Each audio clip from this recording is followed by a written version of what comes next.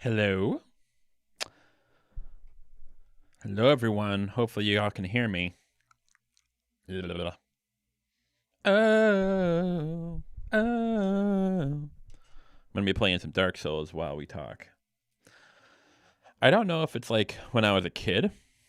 I remember when I was a kid, like whenever I had to do homework or shit, I couldn't do it without the TV on the background. And I don't know if that's something to do with ADD, ADHD, or it's just a habit I broke. You know how you know how some people can't sleep without white noise or some shit. Maybe it's like that. I don't know. Everyone can hear me, right? Can everyone hear me? Yes. Hopefully. Okay, hopefully people can hear me. Yes.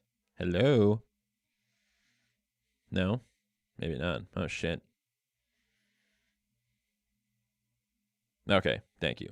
Copy. Okay, curious. I'm about to call you in. Let's get into it.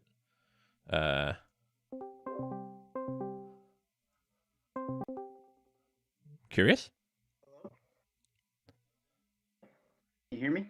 Yes, I can hear you. Are you able to turn your volume up at all?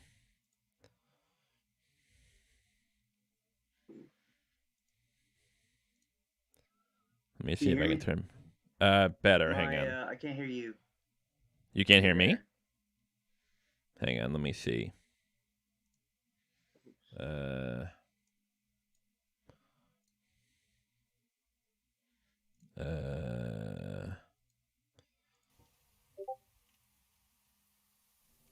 Okay. Can you hear me?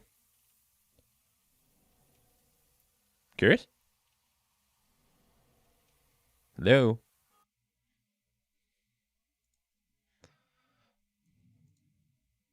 Curious?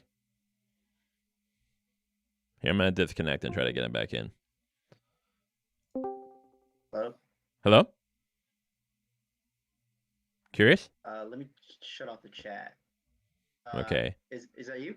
Can you hear Yeah, me? I can hear you, but your Copy. mic's pretty much only halfway up. Can you hear me? Hello? Hello? Hang on one second.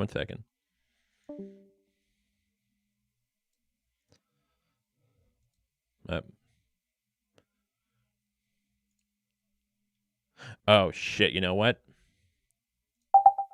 I did something wrong. I'm an idiot.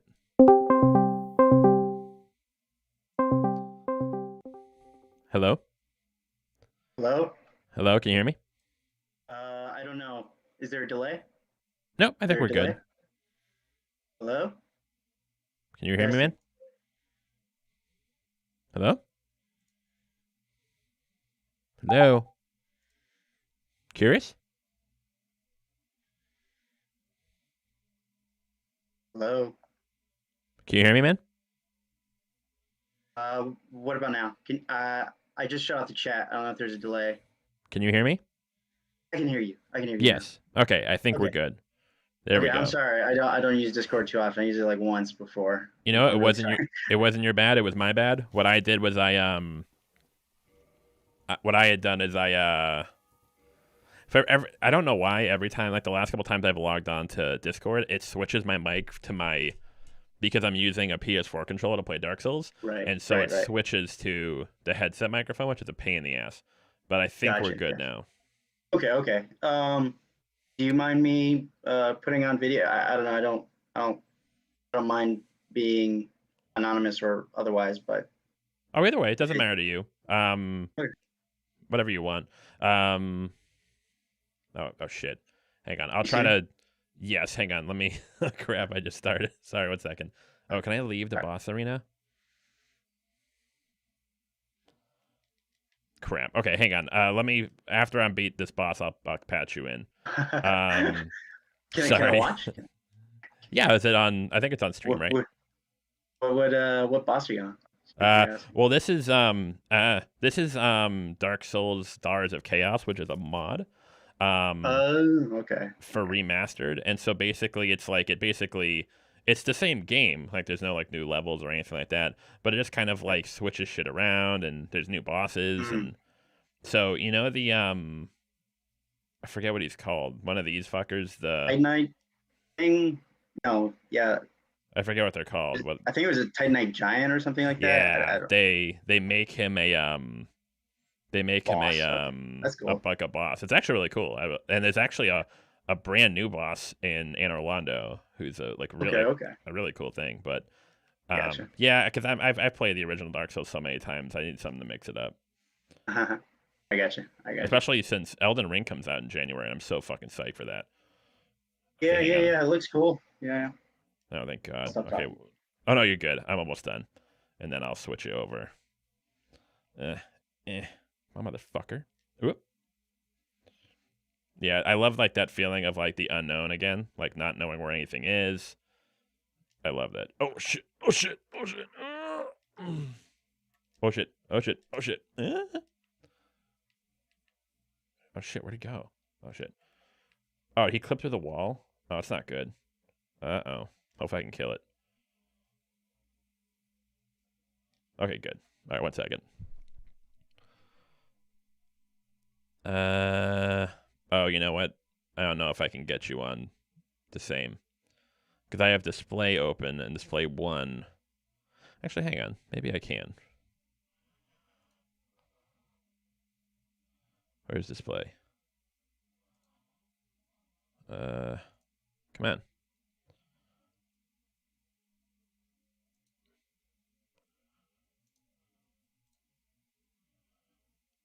Come on, motherfucker. Where is it? If it's too big a deal, it's all good. Here, let me try one thing. Because I think I actually know how to do this. Display 2. Okay, and then what I'll do is this. Up, up, up, up, up.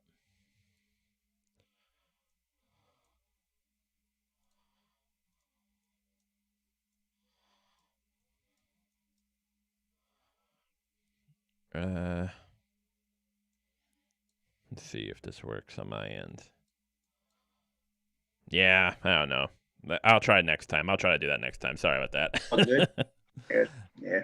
I'll just leave it off for now. But we can just talk, I guess. So just to fill people in. So we had me and or do you want Curiosity? Is that good to call you?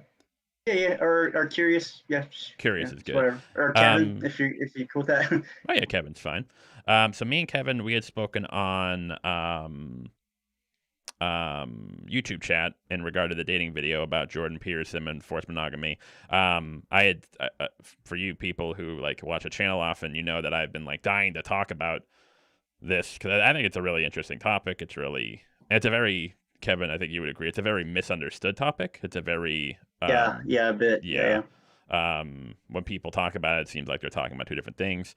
We had a bit of a back and forth on YouTube. Yeah, and I just want to say I apologize for that initial comment. It was rude of me. It's even on the internet, anonymity can do some terrible things to you, but that's not an excuse. So it's again, YouTube comments, so it's like that's kind of how it's kind of like with like Twitter. Like everyone's sort of a bit more on Twitter. They're a bit more confrontational. No, I was just kidding. Okay, so we had a bit of a back and forth, but I figured to make it easy, let's just start over. Okay. Yeah. So what was your original contention with my views on Jordan Peterson and/or enforced monogamy?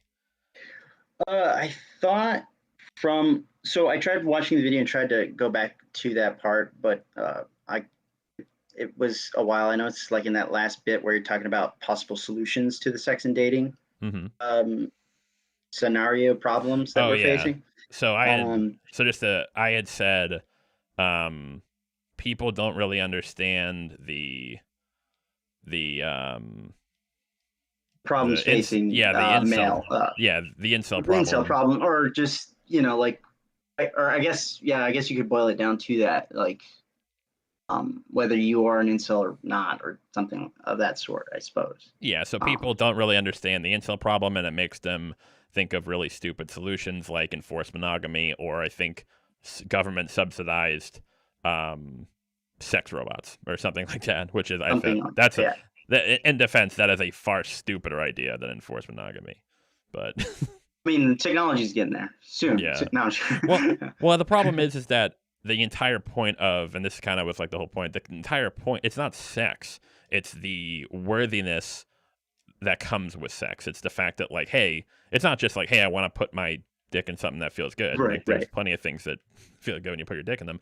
It's, I want the Status, validation. the validation, the like Yeah, the story in some sense of yeah. This the this whole chick this chick idea. wants to.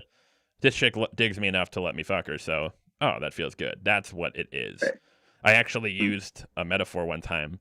Um, if you're a guy, picture you go into a club and Mhm. maybe you don't want to have sex at night or you have a girlfriend or something, but every chick in the club wants to fuck you. Like, would that make you feel good? And you're like, yeah, of course it would, because Yeah, yeah. everyone likes to feel desired. And I think the incel problem is more driven by men not like getting their dicks wet, it's not feeling desired or seen, and that's the bigger. Right. And if we just use sex robots, that's not going to fix it.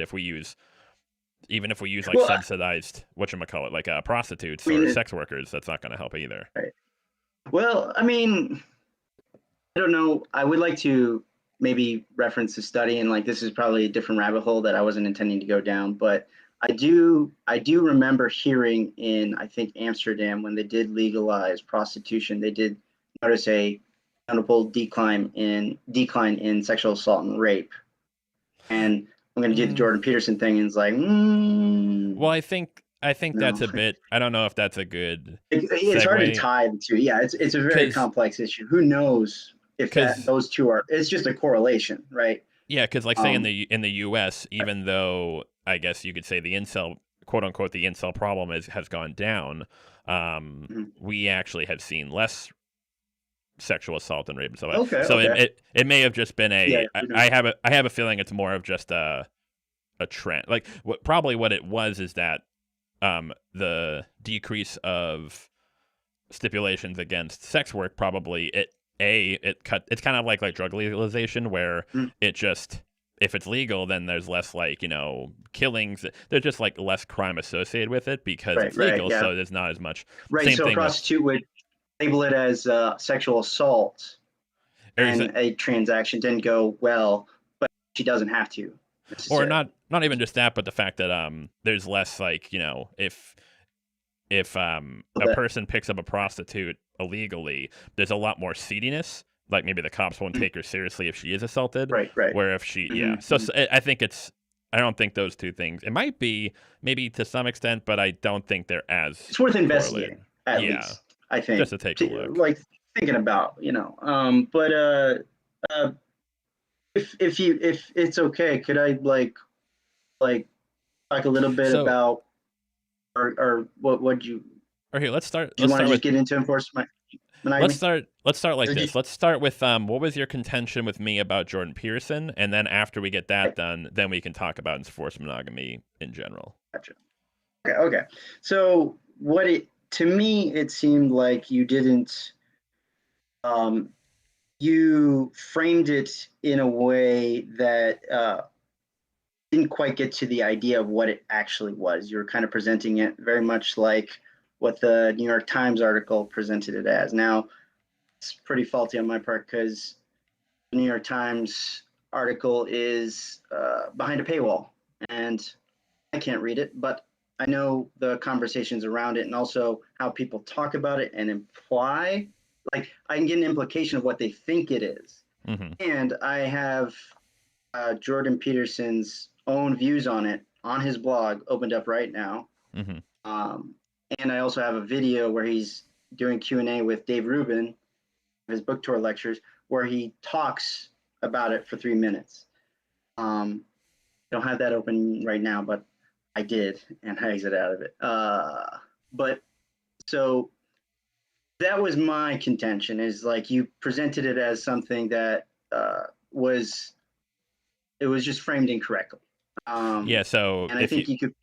if I may, And so just to give everyone context, so a while back, Jordan Peterson was giving a talk, and he discussed how, and he quote unquote enforced monogamy is the cure for the incel problem. Those were the words he said. Now we can get into like, you know, what he may or may not have meant, but that's the words he said.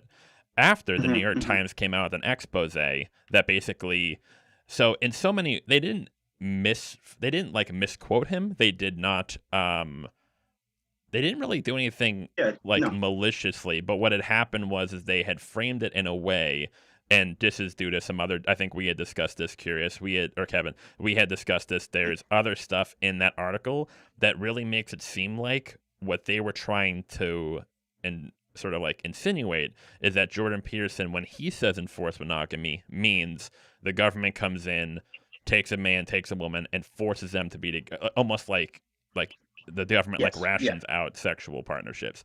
However, what Mm-hmm. enforced monogamy really is sort of monogamy that is socially enforced by X means. That's sort of like my contention with it, is that depending on the person, depending on the society, the means for how monogamy is enforced is very vague and not really defined.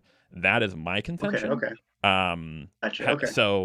So the big contention is that, and this is sort of where we kind of got it, even though in the video I correctly said Jordan Peterson supports enforced monogamy, because of like sort of like the New York Times and other publications, their attempts to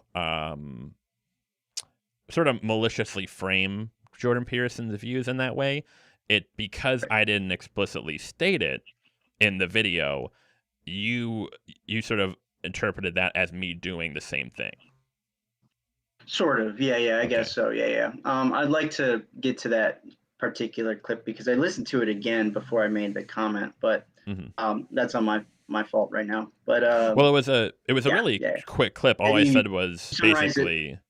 Yeah, it was very short. Yeah, but you summarized it perfectly, I think. And yeah, I think basically, from there if you want. Basically, I said people think of people insinuate stupid solutions to fix the incel problem, like enforced monogamy, and I put an article of Jordan Peterson. So while I didn't maliciously, like, and the same thing as like the New York Times, like say, oh, he wants government mandated. Oh yeah, I guess you lacked an explanation for it, and because of what kind of what's grown out of that insinuation by the New York Times, like it's kind of a way to kind of how would I put this? You just kind of use that terminology without context, and now whoever's watching doesn't really understand what you're saying. That's just a kind of phrase, and now whatever they originally think about it is just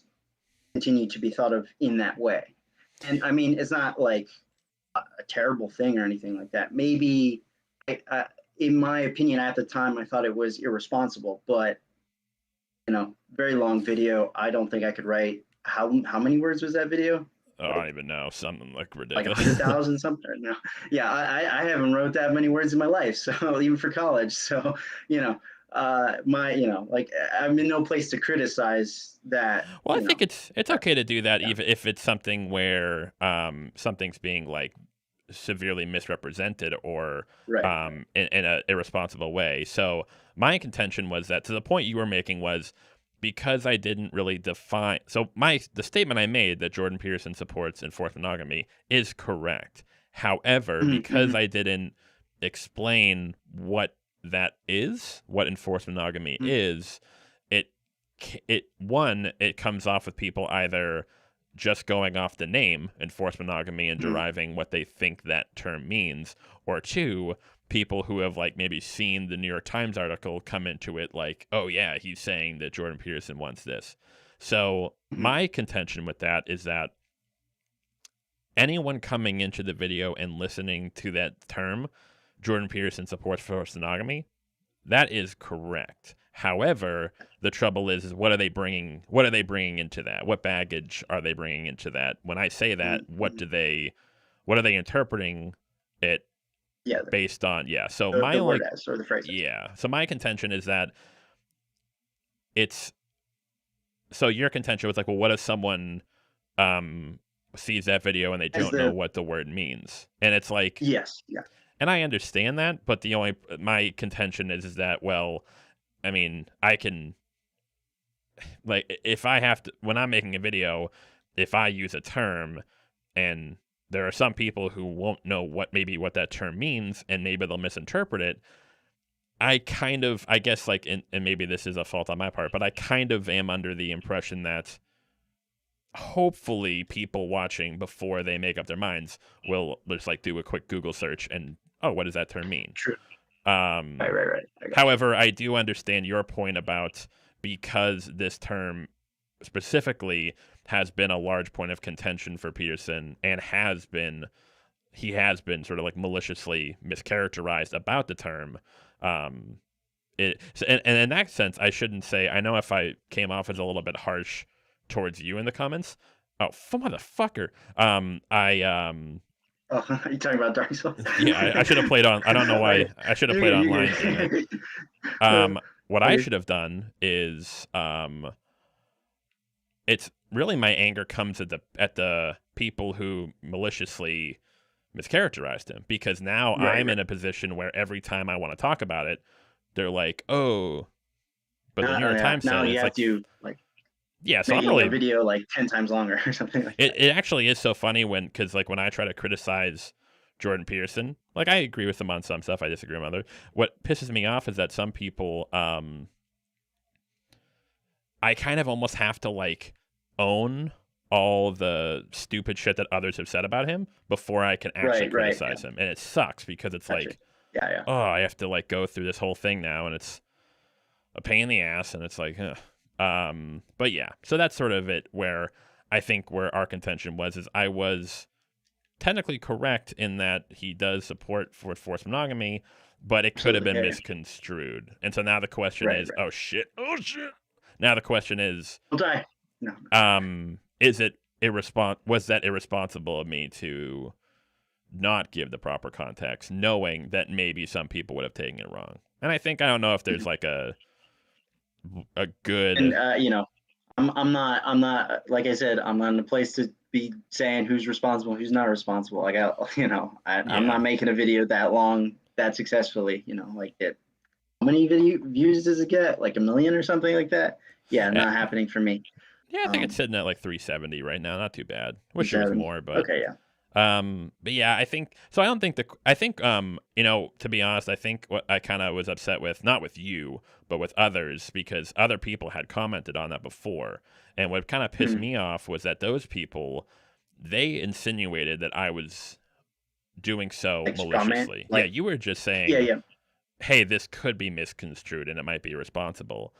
Others were saying, oh, I know what you were doing, the same thing the New York Times is doing. And it's like, that kind of upset me, because it's like you're attaching the malicious intent to me stating something factual, and it's like, right. It's now we're getting into a weird area. But and before, like when I emailed you or contacted you again after I just bailed on the comment, and again, it like not very friendly of me, but I commented again because I was listening to one of your Q&As, like listening to them while I'm working. So thanks for putting those out. But I commented and you were talking about it, and I was like, is he talking about our conversation? And again, I got a little heated because of my anonymity or whatever. Probably not. I think I was probably talking about one of the people who were like, you're just a shill, and you're just, I was probably talking about those. Yeah, and I was just like, I don't know where those people get off. Like, like it's very clear Jordan Peterson has like stood behind enforced monogamy and thinks of it as a solution that does something to some extent. Yeah. Now, whether that's correct or not, we'll talk about in a bit. But like, it is clear that Jordan Peterson thinks of enforced monogamy as a solution and has stated it as such. Now, as in the terms of not socially enforced monogamy, as opposed to the government coming in and saying, "Hey, you need to," yada yada yada. Yeah. So that's a huge distinction. But now that we've cleared that up, now I think we can. So now it's so we've now we've sort of like established. Okay, so when Jordan Peterson says enforced monogamy, he means a socially It's a enforced, not combination of government enforced. Yeah. social faux pas, taboos, and like peer pressure around uh, like dating behaviors, and then also maybe some laws, some specific laws. Like Mm-hmm. he stated in a video, Jordan Peterson explains forced monogamy during that Q&A. He said like specifically, and when in my initial comment, like polygamy in a lot of like countries, Western in particular, polygamy is illegal. You know Mm-hmm. that you are prevented by law to not form a contract, a marriage contract with multiple partners, Mm-hmm. or at least multiple women. Polygamy, I think, is just one male, many women, right? I don't. I think it's. And I I think. think polyandry is I think one it's woman, gender. many men. I think it's. No, I think it's. It might be gender neutral. Yeah, I think it's gender neutral. It's polygyny, just. Yeah. polygyny, and polyandry are the gender, and Oh. polygamy is gender neutral. Yeah, I think so. Yeah. Oh, okay, cool. Um, So yeah. yeah, so now we can sort of move over to just discussing enforced monogamy in general.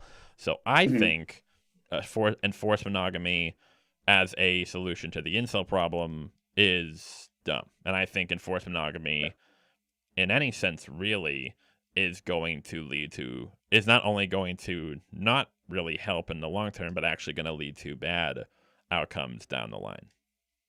What would be the bad outcomes? Just out of curiosity, what do you think the bad So outcomes are? So sort of something very similar to what was going on in the 50s. So a lot of people who I've spoken Mhm. to in regard to, like, it's like, oh, well, if you think back in like the 1950s, we had a lot more enforced monogamy where, Mhm. monogamy was far more of the norm. It was but not just more the norm, it's still the norm today, but more so Mhm. Mhm. where anything deviating from it was almost seen as like a taboo. Casual sex Right, was right, like right. what? Yeah, yeah. Not, and that's not even like getting into like polyamory, open Good scratch kind of thing. relationships, all that stuff.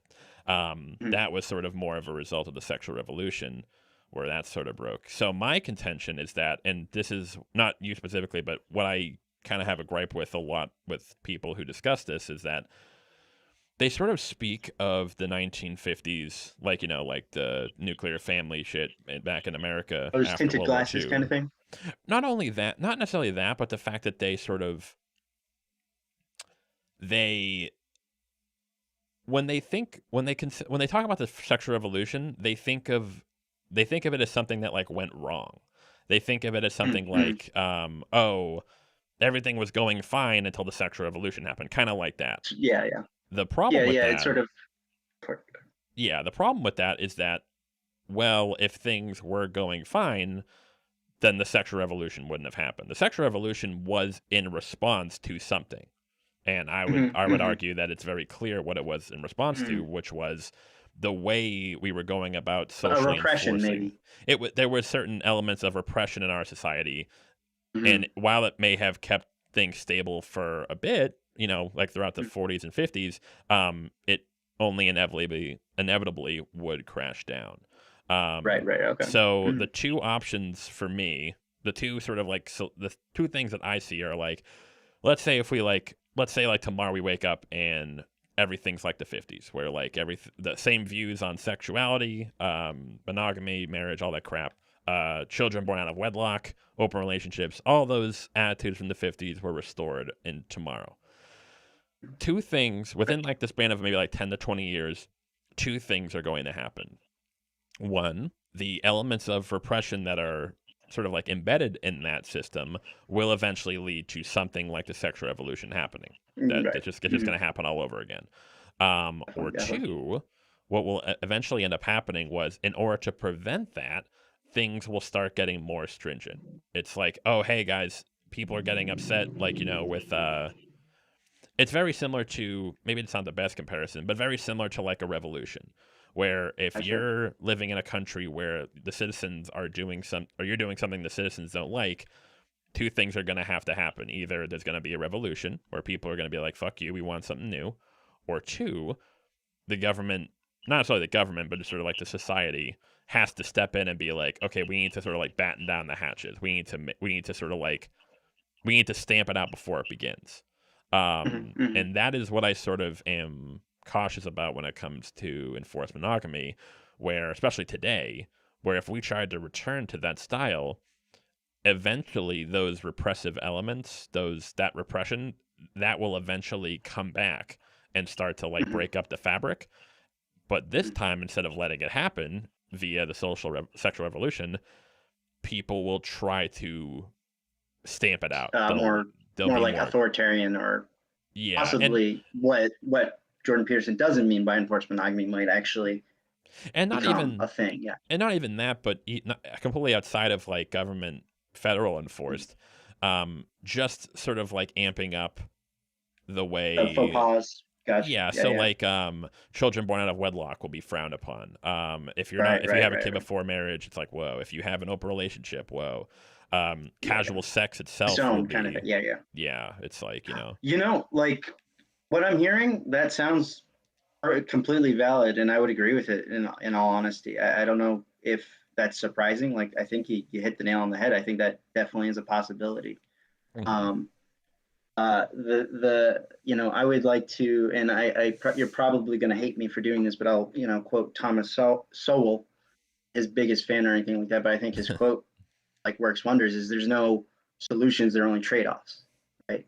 Like Basically. you're gonna have, Well, like you I mean, you can mess about with it, like maybe not, like it's not an absolute, but like uh we can go back to like the 50s and really hammer down on monogamy and like kind of like increase these faux pas and like and do that, and then they'll repress that part of us that is kind of a little bit more free, that wants to explore our sexuality and such. And if we constrict that too much, it'll eventually explode in some sense, in a way that yeah. is very dangerous, right? But the trade off being, and uh, and I'll do my best to reiterate what Jordan was saying and how it helps, um, how it solves the insult problem, unless you had other points to make, or other bad scenarios Well, so yeah, about. basically the point I was just trying to make is that what kind of bugs me when people talk about like, the enforced monogamy as it existed in the 50s was that, and this is where I think Jordan Peterson is actually foolish to believe this, is that, oh, well, that's the solution. Well, no, because solutions work. They are stable, right? If you have a Mm, disease mm, and you mm, have a cure, then it doesn't just keep it at bay. mm, It's supposed to cure you. That's mm, the solution. The entire existence of the sexual revolution shows that enforced monogamy does not work. That's not a thing. What kind of bugs me is that instead of looking at the past and saying, "Oh, look, we tried this enforced monogamy in the 50s and it didn't work because it blew up into the sexual revolution," instead of like recognizing that, it's almost like some people like this, like, oh no, everything was fine, and then like the sexual revolution just like appeared out of nowhere, like as if like it mm, like came down like a spaceship mm, and it corrupted America's women mm. and made them is all a like is a plague. I ba- mean, that's what the movies. I mean, you analyze those a lot. I'm pretty sure you could see it in the cinema at the time. That was sort of the idea. I know, like, I think it was pointed out one time, like usually the slutty girl in the horror movie is the first one to die or something like that, and yeah, it's it's it's not always the. a there's no it's not a coincidence that the girl to survive the horror movies was always a virgin, because that's really what Yeah, the yeah. Friday the 13th, like, it's like, oh, look at all these camp counselors having sex and they're all getting murdered. That's kind of like what Right, it right. was. It was like the 70s, Yeah. like these At it was least a that's what they sort of talk about. Like red pillars try to present it as such. presented Um, as, well, yeah, red pillars are or just the exact, like, they're so, that's sort of like why, like, Roly Polioli, Rollo Tomasi, he always says, and it's hilarious that he says this. He's like, the red pill should always be apolitical. Not only is that mm, stupid, like that's just like it's done. If we're talking about like sexuality and like dynamics, gender, like it can't be not political. But even mm, so, a lot of these guys, the way they talk, they're they're they have even in the past said stuff like, oh yeah, like trad cons are cringe and shit like that. And yet, if you actually like listen to what they're saying, they're basically saying the same thing. Like if you listen to like the actual like positive qualities they look for in women, it's like, oh, okay, so you want a trad wife, and they're like, no, and it's like, yeah, like you kind of want a woman who Yeah. like knows her place and doesn't work and and stuff like Yeah, that. sorry, yeah. I gotcha. Yeah, definitely. You can Um, call it something else, but yeah. but it's essentially the same thing. It's still duck, right? Yeah, so like as far as the trade-off is concerned, though, if the idea about like if we don't enforce monogamy in some sense, Mm-hmm. the idea is that in thanks to monogamy, a woman or a man can take a reproductive or take somebody off the reproductive market. Now, like I don't really want to talk about like I sound like a huge nerd that gets laid all the time when I talk about sexuality in this kind of way, but and I mean that sarcastically. I don't. What I'm saying is like if a high status male is taken off the market by a single female, Mm-hmm. that opens up the opportunity for a lower status male to a chance to get with another female. Yes.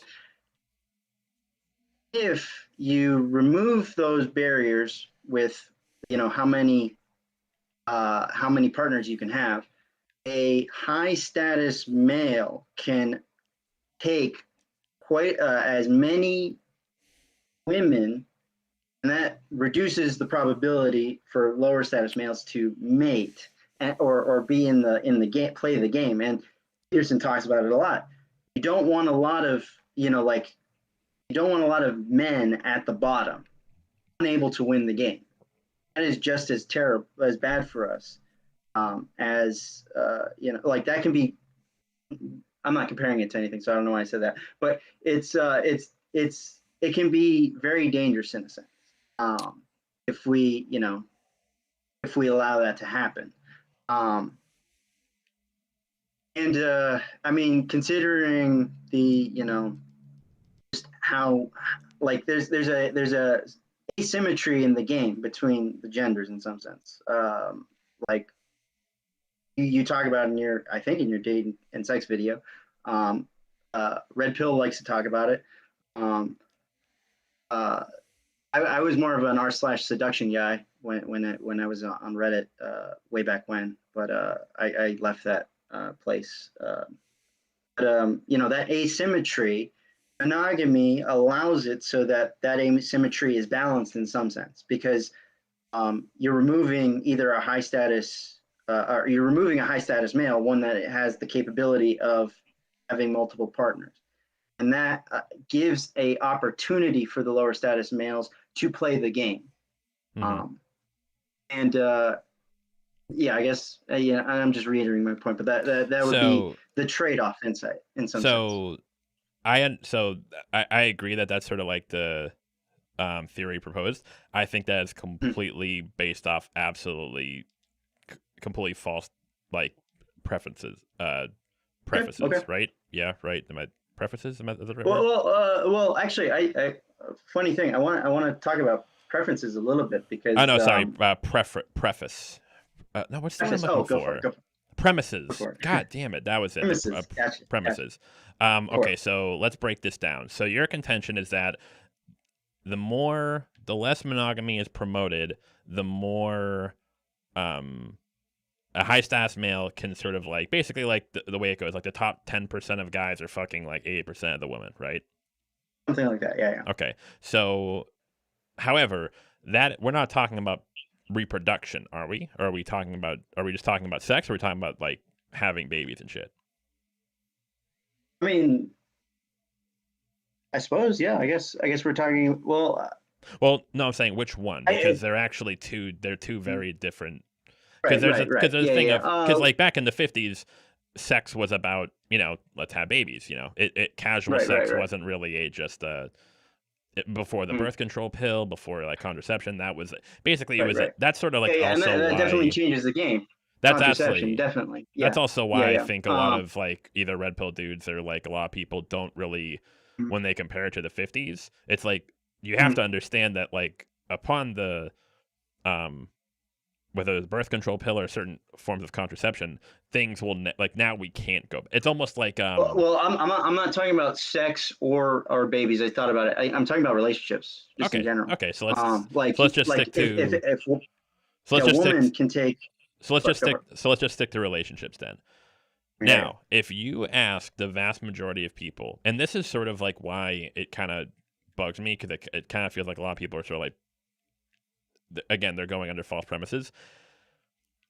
I'm trying to think of a scenario where, like, in say 20 years, there are the 10% of high status men are all just in like mass polygamous relationships with 9% of the women.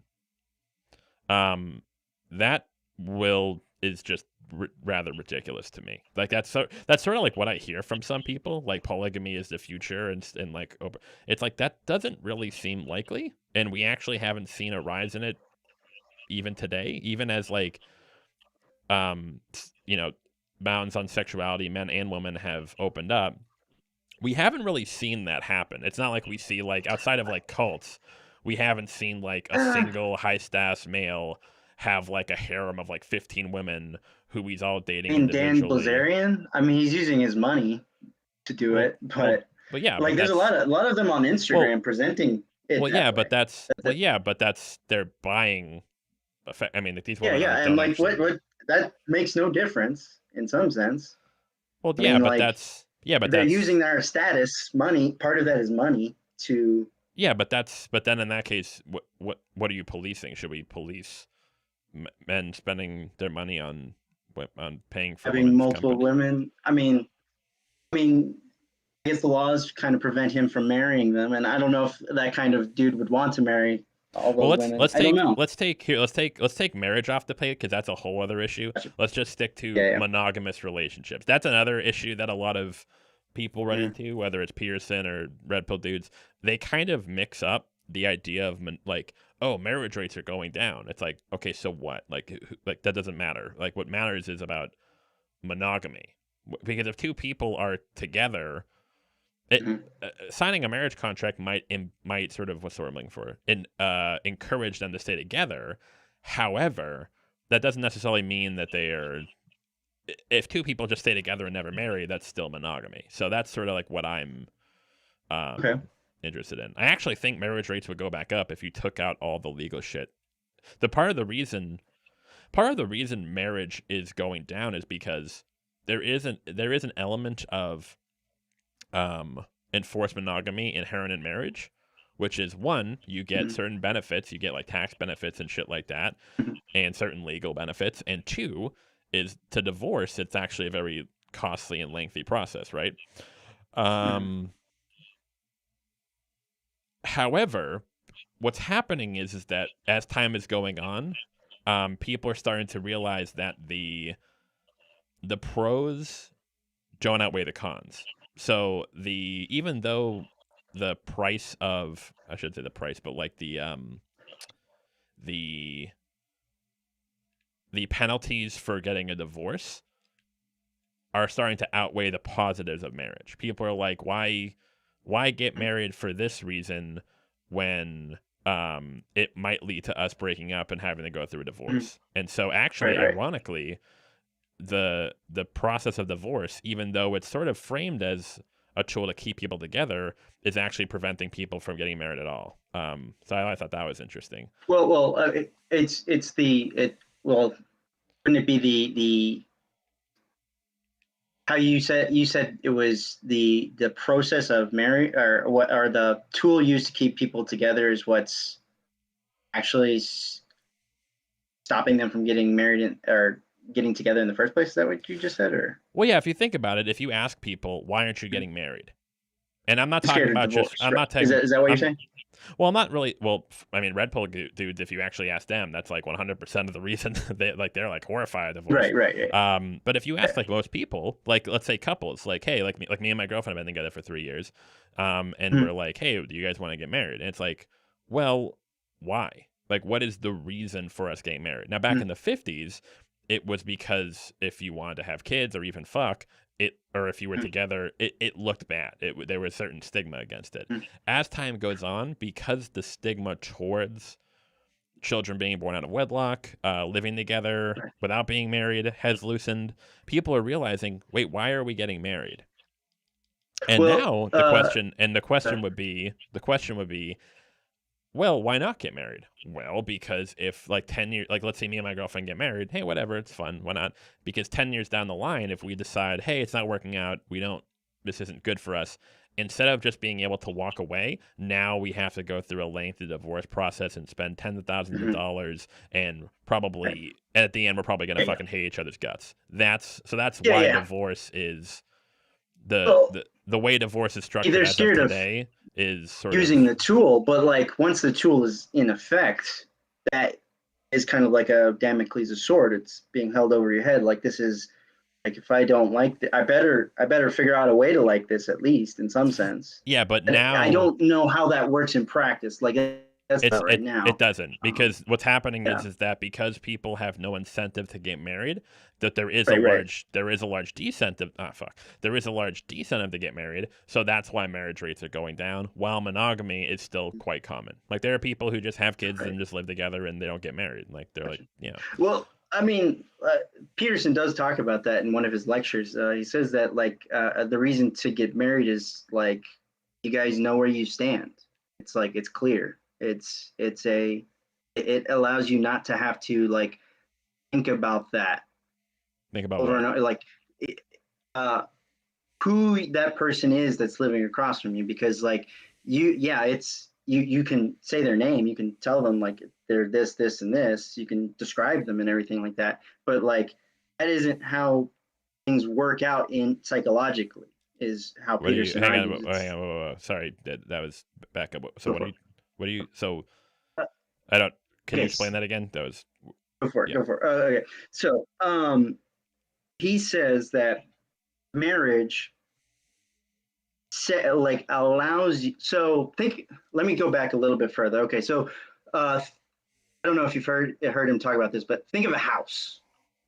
Like, what do you think of? Like, do you think of a pentagon, a chimney, and a little bit of smoke coming out of it? What? Wait, hang on. Don't Yeah, let's not just use bear with me. metaphor. Bear with me. Bear with me. Okay. Okay.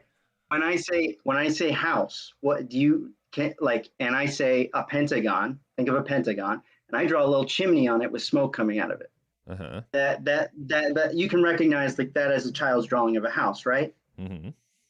Okay, that's an icon or a symbol in some Mm-hmm. sense. Okay, that symbol makes it easier to like it flattens reality. Okay, you don't have to think of a house. You can just think of the category of houses when you're talking about houses. Okay, there according like there's an example. I think it was Temple Grandin that Peterson brings up. That's an autistic professor that when you ask for her to think of a church, she has to think of a specific church. She cannot connect a child's drawing of a church or a house to a house or a church. She'll look at it and be like, what is that? You have to tell her that is this child drew a house or a church. It won't look like that to her. And it was Okay. very tough for her, and she needed help for that. Now, that is kind of what marriage is. It flattens reality. You don't have to think of like you don't have to think of what you mean to your girlfriend. You know it already. It's indicated as a symbol of the ring on your finger in some sense. Yeah. So You don't have to think about it when you're driving to work or writing your next video, like that has okay, already so been let's dealt with. It's so hold up. So basically what you're saying is that compartmentalized. like marriage is used as sort of like a more of like a hey, Like, and this is like what I've heard from a lot of like women. Like, well, if my boyfriend agrees to marry me, that means something. That means that like he's more committed to me, right? Right. And it's like Or well, we don't have to worry about, it's complicated. we don't have to I worry. wouldn't say. Hey, whoa, Oh, hold go on, hold on. ahead. We don't have to Sorry, worry go ahead. about, breaking up, or like we're committed. It's sort of like a sign of larger commitment, correct? Somewhat. It's a complicated thing. It's not just it like I wouldn't say I understand it exactly myself. Like Okay, I understand so like let me it's a very complex idea. Like he so let me break Peterson down. has Hang on, hold sure, up. go ahead. Let me try to break down because we're kind of getting lost in the weeds here. So Gotcha, I gotcha. understand what you're saying in the sense that marriage does serve a purpose, and that it's sort of like it's almost like sort of like a status symbol, and it's sort of like very similar I to wouldn't quite how. say that. Well, no, It's not it's not yeah, but it is today in our society. Like that's oh, sort of like how it yeah, sure, is. sure. Fair enough. It sort of not only makes people, if a woman is 35 and not married, some people might look at like, well, what's going on here? Like depending on the area, that's going to loosen up, of course. But like that's sort of the case for in a lot of cases. However, so the issue is, um, there is sort of a how sorry, actually, we see this isn't working at all because as we see today, marriage Mm. rates are like divorce rates are very high. So Well, divorce while rates among poorer people. Apparently, according to Peterson, he says this in numerous of his lectures. Now, again, I'm quoting Peterson, this secondhand source. Among rich people, divorce rates are steady, and they've been steady for quite a while. Mhm. Um, I mean, divorce is expensive. That might be just the simplest explanation, but there might be more to it than that. But continue. Sorry, go ahead. Well, because in those cases, or I would assume that part of the reason the divorce cases, because one of the big reasons that depending on the situation, is financials. Like there's Mm-hmm, mm-hmm, stuff can cause a divorce or add stress to a relationship that doesn't really have to do with how you feel about your partner. It can be financial. mm-hmm. It can be a bunch of other stuff. So Well, basically, and there might be more a little bit. What is it? Oh, sorry. Go ahead. Go ahead. Finish your point. Sorry. so basically, the point I think, or what Peterson's trying to say is that there is a certain utility to marriage in terms of how it's seen in society, sort of like a status symbol to other That people. wasn't my point. I Well, would say it's hang on, whoa, correct. whoa, hang on, whoa. Go ahead. Yeah. So there's in the status symbol, towards the people in the relationship, it can sort of like mean something different. Like, hey, if we're married, we're actually like sort of like enhancing our commitment to one another. We're not even if we're together for 10 years, we're not just fucking around, or there's some sort of like something hanging over our head.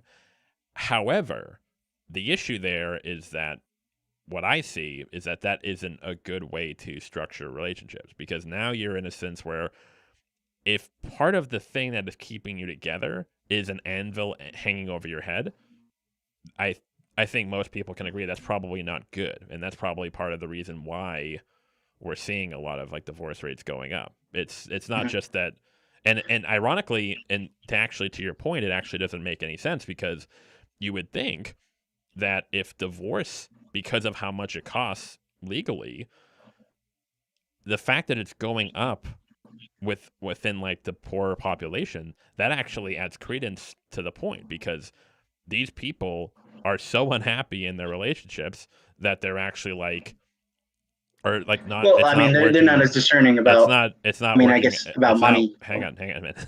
It's not, oh, sorry. well, no. That's what I mean. It's because it's Right. so expensive. You would think that poor people, that would be less of an incentive for them to get divorced, because, hey, we don't like each other. We don't want to stay married, but we don't want to spend $20,000 on a divorce. And yet in poorer communities, we are seeing the divorce rates go up. So you would think that, oh, so that means that these people are overlooking the cost of the divorce and are doing it anyway, which seems to show. Now, as for why it could be higher in rich couples, well, and I'm just using this as sort of like a theory, a working theory, is that probably because when especially like very rich couples, there is sort of when people get married, it's sort of a transaction. It's more of a Mhm, transaction. Not to say that like rich people don't love each other, of course, but mhm, especially mhm, like when you see with like movie stars or people with high mhm, incomes, there's a whole other dynamic at play. There's a whole other mhm, dynamic mhm. of like social status, social Right. security, et cetera, et cetera. And so even if the people hate each other, um, it's like, well, we didn't get married because we like each other. We got married because, this is a transaction. It's like, oh, okay, that makes sense. So that's sort of what, but like, that's again another instance of Peterson. I would say Let his me let me his worldview is sort of coding his view of some of these issues in a way where he's let me use a better seeing. analogy. I don't maybe I didn't explain it very well, but let me use a better analogy. Marriage you can think of as an operating system that your computer runs, Okay. and without that, you have to build your own. And Jordan Peterson's sense from his experience in clinical psychology is good luck with that. Yep. Because, like, uh, I mean, maybe you're really good at fostering relationships, but you have to figure out how everything is working in a relationship. You have to figure out, like, well, we both work. Who's going to cook? Who's going to Correct. set the table? Who's going to, like, who's going to, like, are we going to just buy food from Well, a restaurant and just, order takeout? Yeah. Sorry. Go okay, ahead. so hang on. So, but now we're going into something completely different because now we're moving No. from. Hang That on. was my Whoa, whoa, original what's point. Is why. that? Now we're moving into something completely different. We're moving into marriage as a legal institution to more of a traditional man woman gender dynamic institution. These two things are very, very, very different because you can be The because you reason can I hang said on, man, I hang on, brought this man, up. man, whoa, hang on, curious, 1 second, man. um, the reason that's a distinction is because you can just have a single monogamous relationship that has those gender roles and dynamics instilled in them. So, like, for example, me and my girlfriend could get married and we could have what looks like a traditional marriage. Like, she stays home and takes care of the kids, and I work. However, we're just not married. But then you can have another The, couple who get married, and then they both work and they both cook, and it's a lot more equitable relationship.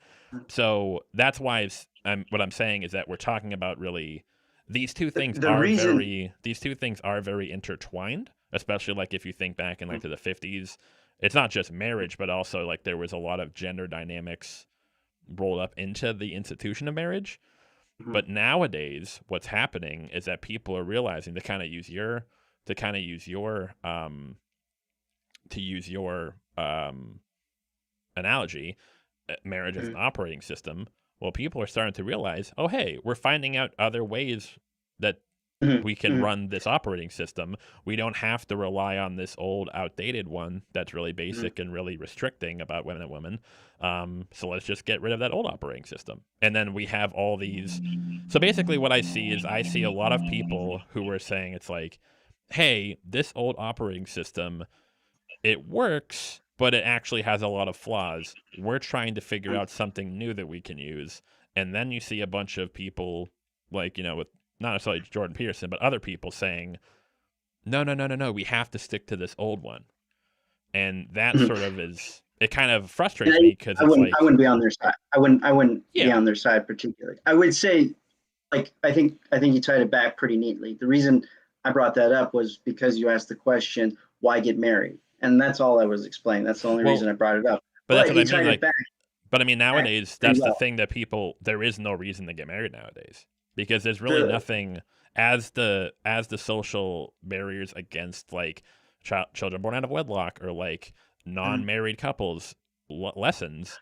It's like why are we getting married? Like outside of what what what I'm saying is it's an operating system that we can use and maybe update. We can no, fix but up. We no, can no, no, modify in some sense. no. But when If you're we want talking to keep about the analogy. no. But when you're talking about the operating system, you're talking about the gender dynamic. That's what I mean. You're not talking about the legal institution of marriage. You're talking about more of the traditional theory or sort of like template of marriage, which is the Well, no, man. no, because you're also getting into, like, how what do I do when I see another woman? Oh, I'm using this operating system, this ring on my finger, saying don't don't establish any romantic intentions with this woman. Yeah, but if That's you're what in, the but if you're in a monogamous relation, so I'm in a relationship with my girlfriend of 3 years. Mhm. If I see an attractive woman, and like let's say she's flirting with me, I whether or not I have a ring on my finger, I am not going to initiate that well, because I'm in a I monogamous guess a relationship. relationship and so, like a monogamous relationship, the idea of monogamous relationship, I think it changes a little bit, like how that interaction plays out. It changes a little bit when you're married, from what I observe. Like married men are a lot more like they joke a lot about the interactions with women when they're married, not necessarily when you're just in a relationship. I mean, somewhat. So, so here's the issue. Mhm. Why? Give me an example, or try to like think of an example. Why would a man who is married be less likely to cheat on his wife or be unfaithful than a man who's has been in a say like a 3 year monogamous relationship with his girlfriend? Well, I mean, yeah. Well, the okay, maybe we've gotten out of the or maybe I've Well, gotten out of the point a little bit. well, This so might have been my fault, but I think the point you're making is that like if so when the whole point of marriage was that like hey, so this means that if I ever come across a woman who is um flirting with I'm not me or meaning like one wait hang on thing one necessarily. sec let me just finish the Just point. putting that in there. So what I think or what this kind of is revolving around is like if you're married, it kind of like sets the boundaries for like, oh, okay, we're committed. I can't just go out and cheat on my girlfriend or form other romantic connections because I'm committed to this person. Mhm. My contention is that as time goes on, there is nothing differentiating a couple who is married in terms of commitment than a monogamous couple who are not married. It depends on the individual. There are plenty of people who are married to like habitually cheat on their spouses. There are plenty of people in monogamous relationships who are stay faithful their entire Mhm. lives but Yeah, never get married. definitely. Yeah, So that fair is enough. more of a and I agree with you that like back into like the 50s or the 60s that was something that was there. What I am saying is that as time goes on, that's breaking down. As we're seeing like cheating rates in marriages go up, as we're seeing monogamy rates go up among couples and and who are stay faithful who aren't married, it's like, oh, okay, we don't have to it's kind of silly when you think about it. Why do we need to put a ring on it to trust my partner's going to be faithful? You don't really. I trust my girlfriend that she'll be faithful and she trusts me that we'll be faithful because we are committed to each other because we respect one another.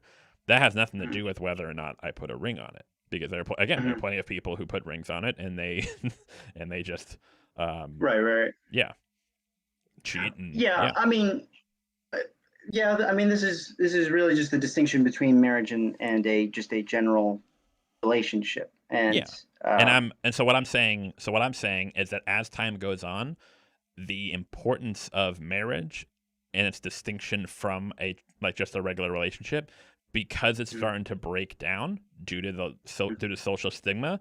People are starting to realize what's the difference between us getting married and us just being in a relationship with no ring, and most people are realizing nothing really. Well, yeah, I mean, again, I would probably just say it maybe the example of like seeing another person or like a romantic intention with another person, but there are Yeah, like but again, that's not gender de- if. But again, there are plenty of people in monogamous relationships who are committed to one another. They don't need the ring to. The only thing would be, and this is where the reinforcement comes in, the negative reinforcement. I could see a situation where a married man is maybe less likely to cheat on his wife. Like, let's say, like we're talking about the same man. Let's I say mean, there'd be more stigma yeah, but towards no, the man if if you not only that. No, I don't really think so. If you're cheating on your married wife as man cheating opposed on to his wife versus a cheating on your a girlfriend, just a man in a yeah cheating on his girlfriend. I don't really think that's I mean, the family's in there then because like I would say the your parents would be more forgiving of a man just cheating on his girlfriend in a regular relationship. But yeah, but if that's it's a because, marriage, but again, that's because of the social stigma. But as time goes yeah, yeah, on, yeah, and that breaks down. That uh, as time goes on, there's gonna be like as of right now, like today, because the institution of marriage has kind of gone away to some extent, or like the importance of it, cheating, I would say nowadays, cheating on your wife or cheating on your girlfriend is basically seen as the same taboo. I don't really see what the Well, yeah, well, she's just I your mean, part of it, she's part of just your it. girlfriend, right? It's like, no, I don't really think that's true. Yeah, yeah. I mean, Maybe like, maybe in there's certain no celebratory. I'm just saying, it's like it's a lot more disastrous to a family if their child does something to harm the marriage than if it's just a regular relationship. Because wait, again, the why? parents will just be like, "Oh, it's just a relationship. She'll find another person, maybe." You Yeah, know. but you can say the same thing about marriage. So No, what no, I'm no, because so the point I'm trying to make is that, and I would like here I'll try to ask you this to see if we can get a thing. What is the fundamental difference between a couple who is married and a couple who is in a monogamous relationship? the fundamental difference between a couple that is in a relationship and one that is in a marriage. Hmm. So the fact that I'm just gonna I'll let you kind of think of that, but the fact that you are kind of hesitating Mhm. is making my point. The fact that like if you actually ask someone, what is the difference? Like me and my girlfriend actually made this joke. What if we said we got married, I gave her a ring, we had a wedding, Mhm. but then we went to the courthouse and we just didn't sign the papers. And everyone thinks we're married, but we just didn't sign the papers. How would our lives be different 10 years from now than if we did sign the papers? Well, I mean, you'd be a lot less likely to be. Well, there's I guess something held over your head, preventing that So, separation. okay, so now we've gone back to Or it. well, There not. is a Yeah. so when we're talking about sort of now we're talking about sort of like the enforcement, because now we have the cost of divorce, which Mhm. is a an element of negative reinforcement. Oh Mhm. fuck. Because if hey, it's not just that if we want to break up, it's the fact that if we do, it's kind of a motivation to stay together, not necessarily to get married. That's the thing. There are certain incentives to get married with tax breaks and like certain social stigma. But there's also decentives after you're already married to get Mhm. broken up with. Now, what I am seeing is that as time goes on, those incentives are starting to Mhm. go down. Like the entire social stigma around it. Like, oh, look, they're having, because like back in the 50s, if you had a kid with a guy and you weren't married, you were a fucking whore. Like, you whore, you Mhm. slut. Mhm. Nowadays, it's like, hey, me and my boyfriend of 4 years have a baby, but we're not married. Everyone's kind of like, eh. Like, outside of like certain areas in the country, like most people are like, cool. Like, it's not like no one really And gives a shit. single mothers aren't treated terribly or anything like that. Or I don't know if they don't meet too many single fathers, so I don't really know their Well, position. that's a that's another huge what's what I'm looking Yeah. for, a huge blind spot of a Uh, lot of red pill dudes, where they're just like yeah. they think there's like something fundamentally wrong with single mothers, and it's just like Yeah. I don't. it's really It's weird. weird. Um. It's very transparent. It's like, okay, guys, like we're objective, and it's like you're just like really really angry, and I don't know Yeah. why. A little. What is it? Very bitter. Freudian, maybe. No, maybe not. I don't know. uh, Maybe to some yeah, extent. maybe. There's probably a Uh, big there's probably a I was very raised in a large single there's household, so. I have a feeling there's a very large overlap of Mm. men who buy into like red pill ways of thinking and men who Mhm. did not have a strong male role model in their life, because then Right, right. they find one like really Well, poly who are like, oh, this is yeah. my daddy now, and it's like and he's just a fucking uh dipshit asshole. But yeah. Gotcha. Yeah. I mean, that was the case in our slash deduction. They ran a poll, like how many of you had a significant, strong male role model in your life, and it was like 85% didn't really have a father or a strong male role And model. and instead of seeing that, and this is sort of what kind of bugs me in red Mhm. pill, it kind of it sort of like breeds a victim mentality, because instead of Mhm. thinking, Mhm. oh, maybe well, I shouldn't say actually it's a victim mentality among the men, because if you're, whether your mom pushed your dad out of your life or your dad just fled, you're still a victim in a sense. You're still being Mhm. victimized to some extent. The question would be um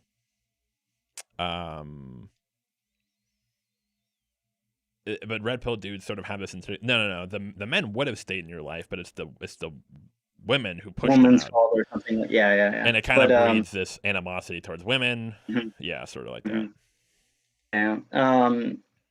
This is beside the point, but I didn't really like red pill rhetoric too much because it painted too much of a adversarial role between men and women, Precisely. and it kind of turned me off. Generally, it's like I want to sleep with this woman. Why is she my enemy? Like Well, what is? that's the thing. It's like all these red pill dudes will say it's like, oh no, it's about protecting guys from toxic women. But the Yeah, problem is yeah, that you don't make the proper distinction. So now even if a guy right, does right. find a woman who is non-toxic and she's sweet and she's like very supportive, he kind of has a mistrust of her. He kind of like, oh, she's a Hmm, woman hmm. though, and she's gonna betray She's me at just some point. faking it. To Exactly. yeah. And it But causes, it prevents guys from ever really being able to form any sort of, it's really sad. It mhm, kind of prevents them from forming any sort of like actual relationship. mhm, It's really sad. It's unfortunate. I am. But sorry, not to get down a different rabbit hole. Yeah, so let's I only got 20 minutes left. Let me yeah, let's so let's I circle guess back. So yeah. the sort of the point I was making was that marriage as it exists today, there doesn't seem to be a as the social stigma around it is going down, a lot of people are realizing that there really isn't that much of a big difference between being a married couple and just being a committed monogamous couple. Um, so now the question would be, okay, so what's, because again, this is sort of like a, what kind of bugs me is when a lot of people say it's like, oh, look, monogamy is going down because marriage rates are going down. It's like, no, they're not. Those are not the same thing. They are Mhm, obviously mhm, related, of course, but mhm, if you actually look at monogamy rates, they're pretty much, they haven't really gone down like tremendously, at least in comparison to marriage rates or divorce rates, mhm. I should say. Um, so the question is like, okay, so what is what are so here's my question. What is the fear if we do not implement certain ways, if we do not implement enforce Uh, monogamy? Taboos and laws concerning polygamy. So yeah, so what is the 10 years from now, if we don't do something, what's going to happen? Um, 10 years from now, I guess I don't think anything major would happen in 10 years. I think it would take a little Or while let's try longer. But let's say 50. but any length of time in the future, yeah. What would be the critical point? I mean, I guess it would just be um, uh, we don't have any established norm of a family or household or uh, any sort of like any sort of uh, Yeah, but we wouldn't we? We still have two we'd have to parents. make our own. And Yeah. you, Mac, are not you're not an example of people. Like maybe you and your girlfriend are very very smart and can figure and very emotionally regulated that you can figure out something that actually works. But that isn't generally like the thing about the institutions and like these old traditions is so people don't have to think of their own, because not everybody can design their own operating system. So Like that, the point I'm making though is that if it's between, hey, we need to figure out a new operating system that works better mm, for everyone, or we can mm, just stick with the old broken one that kind of works, mm. but it actually has a lot of flaws. It seems like a lot of people, instead of, hey, let's actually work this out and try to But create a you're new making a false operating dichotomy and there. You're making a false dichotomy, Mac. a new operating system for people growing up and whatnot, which I think we're actually doing fine with. I actually don't. I disagree that like we're in a case where like the household's breaking down and we don't have a template. I actually think that's complete bullshit. I'm not I'm just saying like I would say that's a false dichotomy. We don't have to pick just the traditional uh, uh, operating system and or build a new one. I'm just saying like maybe we could uh, find a little middle ground, like take elements from the old operating system for our new Yeah, but operating system. that's what we're doing right now. Like, this is what I sort of mean Yeah, when yeah, and part of my whole like initial comment is that enforced monogamy was something we're already doing. but There's like already but taboos uh around that. There's uh already but hang on though. But how, like, right now in our current system, what, so here, give me 3 examples of enforced monogamy in our current system. 3 um elements of it. okay, so like if my friend cheats on his girlfriend, I'm not patting him on the back. I'm Okay, not saying good so job, man, like hard yeah, stop right there. I think we may have talked about it, but this drives me insane. yeah. Um why do we shame people for cheating on their partner? Because they didn't live up to a goal that they established for themselves. I mean, like, do you pat somebody on the back, or like do you not shame somebody when they No, no, decide, no, or no, like no. Hang on. Whoa, whoa, I think you're kind yeah, of insinuating that yeah, I'm saying something else. Um, go ahead. I'm Sorry. what I'm. You're right. When we shame someone for cheating on their partner, whether it's their spouse, their girlfriend, boyfriend, whatever, for either way, whatever reason we criticize in that, it's not because they are having sex with someone else, right? What are you Not. trusting your partner to do? What do you mean? So I think you're well. Okay, no, no, no. Oh, okay. Hang Okay, on. Here, I'll explain. I'll explain. finish. Yeah. Hang on 1 second. I'll explain. So what I'm saying is that when we shame cheating, we're not shaming, Mhm. hey, you were having sex with someone else. We are shaming, you told me you wouldn't have sex with someone else, and you did. So we are not shaming polygamy. We're not shaming having sex with more than one person. We're shaming the fact that we're shaming the betrayal. It's just But the same the way. betrayal. The same way if I said, hey, can you pick me up at 6 o'clock at work? And I'm like, sure. And I don't show up. My girlfriend's gonna be mad at me because, like you said, you would do Right, but is something she and going to you be didn't. as mad as you? Is she going to be as mad at you, Mac, What? if you don't pick her up at the airport? Well, if I keep doing If you, so, right, right, but like but think that, about that's that, that's but think different. about Like that one in, case of cheating but is gonna what I'm is saying, completely different.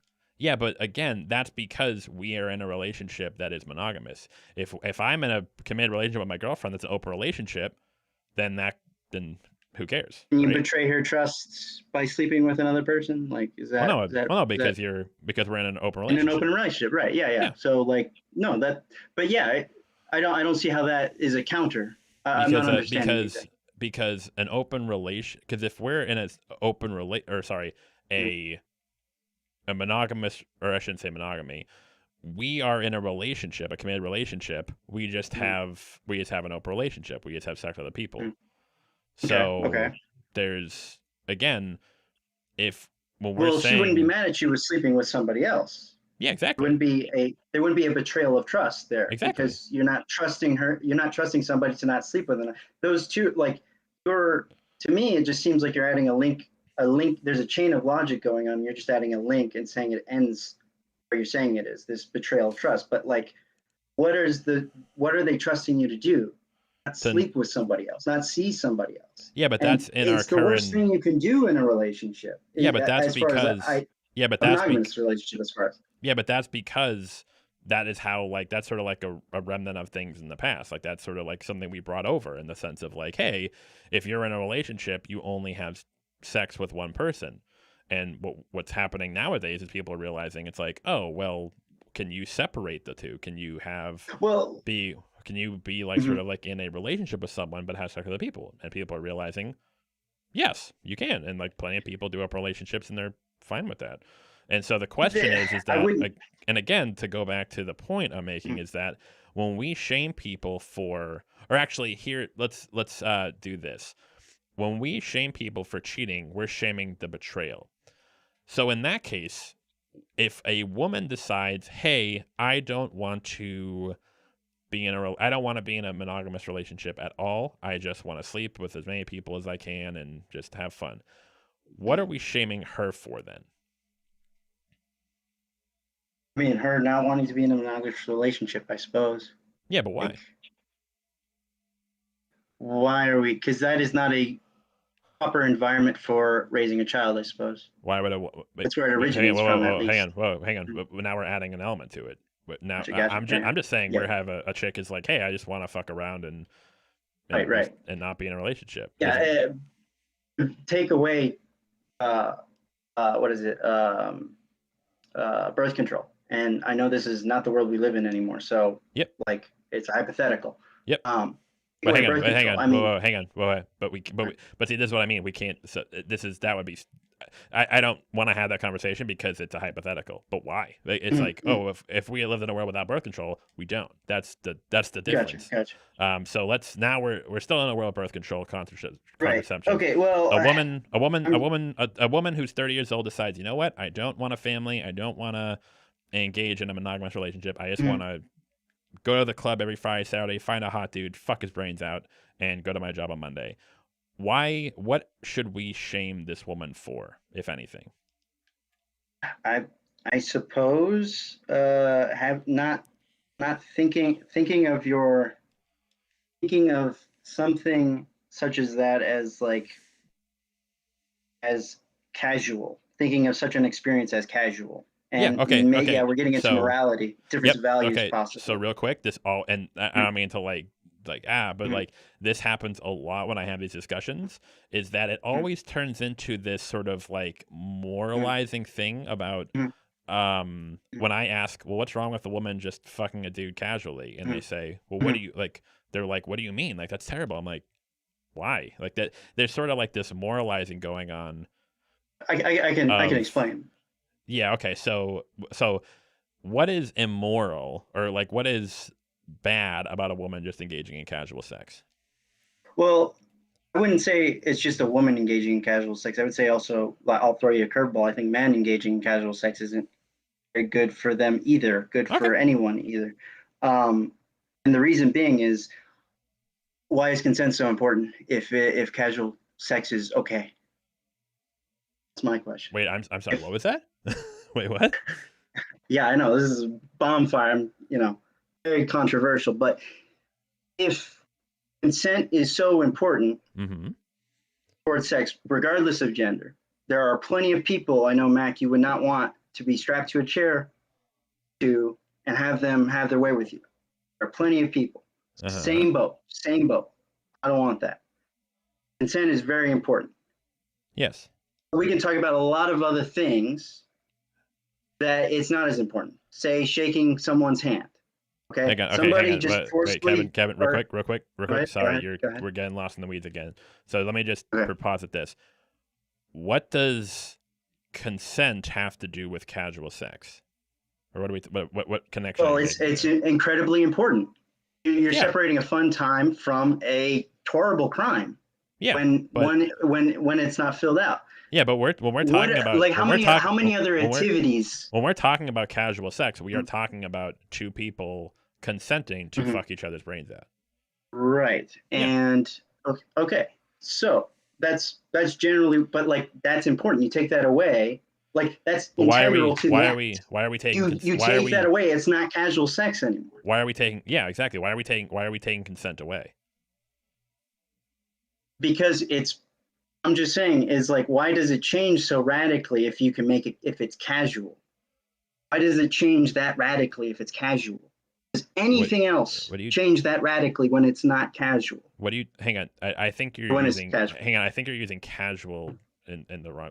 I'm so lost here. Okay. So two people who decide, hey, you're hot, I'm hot, we want to fuck. They go up, they go back to their place, they fuck. What is immoral about that? What is immoral about that? Just the general idea that that you can do that, and the general idea that you can do that and it has no effect on you. It will have no effect on you. It doesn't change you or doesn't warp you or. Okay, so real quick, so what you're saying is that there are casual psychological sex effects. Okay, so what are some of those psychological effects? You go into them in your dating and sex video, where it was harder to have generate intimacy Hmm. with somebody that you were interested in actually having a relationship with, that you've met a couple times versus somebody that you were hammered and just met, like just once, like just met. It And prevents I've you. heard that from. It prevents you from sort of like being able to commit as much to a single person on Right. average. Okay, so I have two questions to And that. it also leaves you unfulfilled, if I understand you correctly, or if I remember you correctly. So I think a lot of people do agree with that, but so I have a comment and then I have a question. Go for One, it, go for it. I agree with that, but that is not social enforcement. That is just saying, hey, if you want to have casual sex with a bunch of people, that's fine. However, if you look at statistics, if you go back and if you go by sort of like experiences from other people, that usually doesn't really bode well because it kind of it lowers the chance that you might have a committed relationship. It isn't very fulfilling. However, that is not enforced monogamy because if I tell someone, Well, hey, you can do this thing if you want, it just might lead to something bad. That's not enforced monogamy because there is no socially enforced negative consequences if they decide to do it. So, for example, if a woman decides when she's 30, hey, I just want to fuck a bunch of dudes, I don't want to be in a relationship, I just want to fuck a bunch of dudes, and then I say, okay, well, you can do that, but just know that it might prevent you from being able to like have a more intimate relationship down the line, and it might be unfulfilling. And she's like, okay, I accept those, and she goes on her way. That is not me telling her that is not enforced monogamy because there's no negative consequences that society is putting on her if she decides to do it. So my question would then be, so where does social monogamy play a role in this? so I would say, yeah, like isn't that isn't the reason we are me, so that those effects, those consequences don't happen. It's not necessarily because that isn't a. I'm not saying those are enforced monogamy. I'm not saying like your So inability to. what you're saying is that it would just be like there's nothing morally wrong with casual sex, but if people are going to engage in it, they should know that like the possible effects it might have on your future relationships and psychologically for them, right? I mean, I would put it as like playing. You're playing with things that are really like. I mean, just to use more like psychoanalytic speech, you're playing with things that are very, very old that you don't understand in Yeah, some sense, and you can't possibly. but the answer to that is to not be, hey, be afraid of it and don't tread that water. It's, hey, let's talk about it. Let's tread the water Yeah, carefully, yeah, and and we let people make up their own decisions. 100%, Yeah, okay. 100%. But Like I that 100% so agree with you on that. Like, but just to confirm something, that is not yeah, socially enforced monogamy. I think that along with socially enforced monogamy Okay, so might be beneficial in okay, some sense. so Or like if we can find a middle ground, okay, or like take aspects of that and then so combine real it with what you just said. so real quick, give me so again, let's go back Mhm, because we kind of went off. I asked you one, and you said cheating, and then we kind of went off on a tangent. Name me mhm, mhm. three examples or elements of social monogamy you think is either in our current society or should be implemented in our society. Okay, so yeah, I mean, just the general shaming of cheating, and I Okay, but guess. hang on. So just to reiterate, Okay, though, you want three new ones? shaming Three new ones? cheating is not enforced. I would say that is not socially enforced monogamy because Uh, you're not okay. shaming fucking other multiple people. You're shaming But cheating why? on Why? your Well, partner. because like it's that you're redefining it. We earlier in the conversation we established it as the social taboos and the laws preventing multiple partners. Why do you think it's fair enough to say that that isn't the case now? Because when we like shame cheating, Mhm. like mentally we're not shaming fucking someone else in and of itself. We're not shaming non-monogamy. We're shaming betraying your partner. Yes, but the betrayal of sleeping with someone else is the largest betrayal you can do. Like you can think of other examples where you said you were going to do something and you didn't do it, Yeah, and but those that don't is those don't compare as far as an emotional response is towards cheating. But what I'm Is that saying, the case if but what they're all I'm, the same? but what I'm saying is, time goes on, it seems like that is breaking up because as we see, like open relationships are more common, polygamous relationships are more common. As time goes on, in like there are plenty of relationships that have that like fully open And just relationships. Hang on, also Kevin, Mac, Kevin, Kevin, go for Kevin. it, go for it, One second. go for it. So there are plenty of Sorry. relationships where there are people who have sex. The point I am making is that as time goes on, Mhm. the stigma around like only having sex with your partner, it's breaking up as we see. Like there are open relationships, not as much. And Mhm. now we can talk about why. And this actually, But we'll get to this in a little bit. So my contention is that, so just to kind of thing, my contention is that when we shame cheating, we are shaming the betrayal of your partner. Now we can talk about, whether that is tied to certain social stigma in the past. Sure. However, that is not a shaming of non-monogamy in and of itself. Mhm. Because like I could say, hey, I cheated on my girlfriend. Oh, it's terrible. Yeah, but we're not. But we're in an open relationship. Oh, okay. So well, it's not. but the cheating that like you're adding a functional like a functional an aspect of the of something to it to what something we define as something else.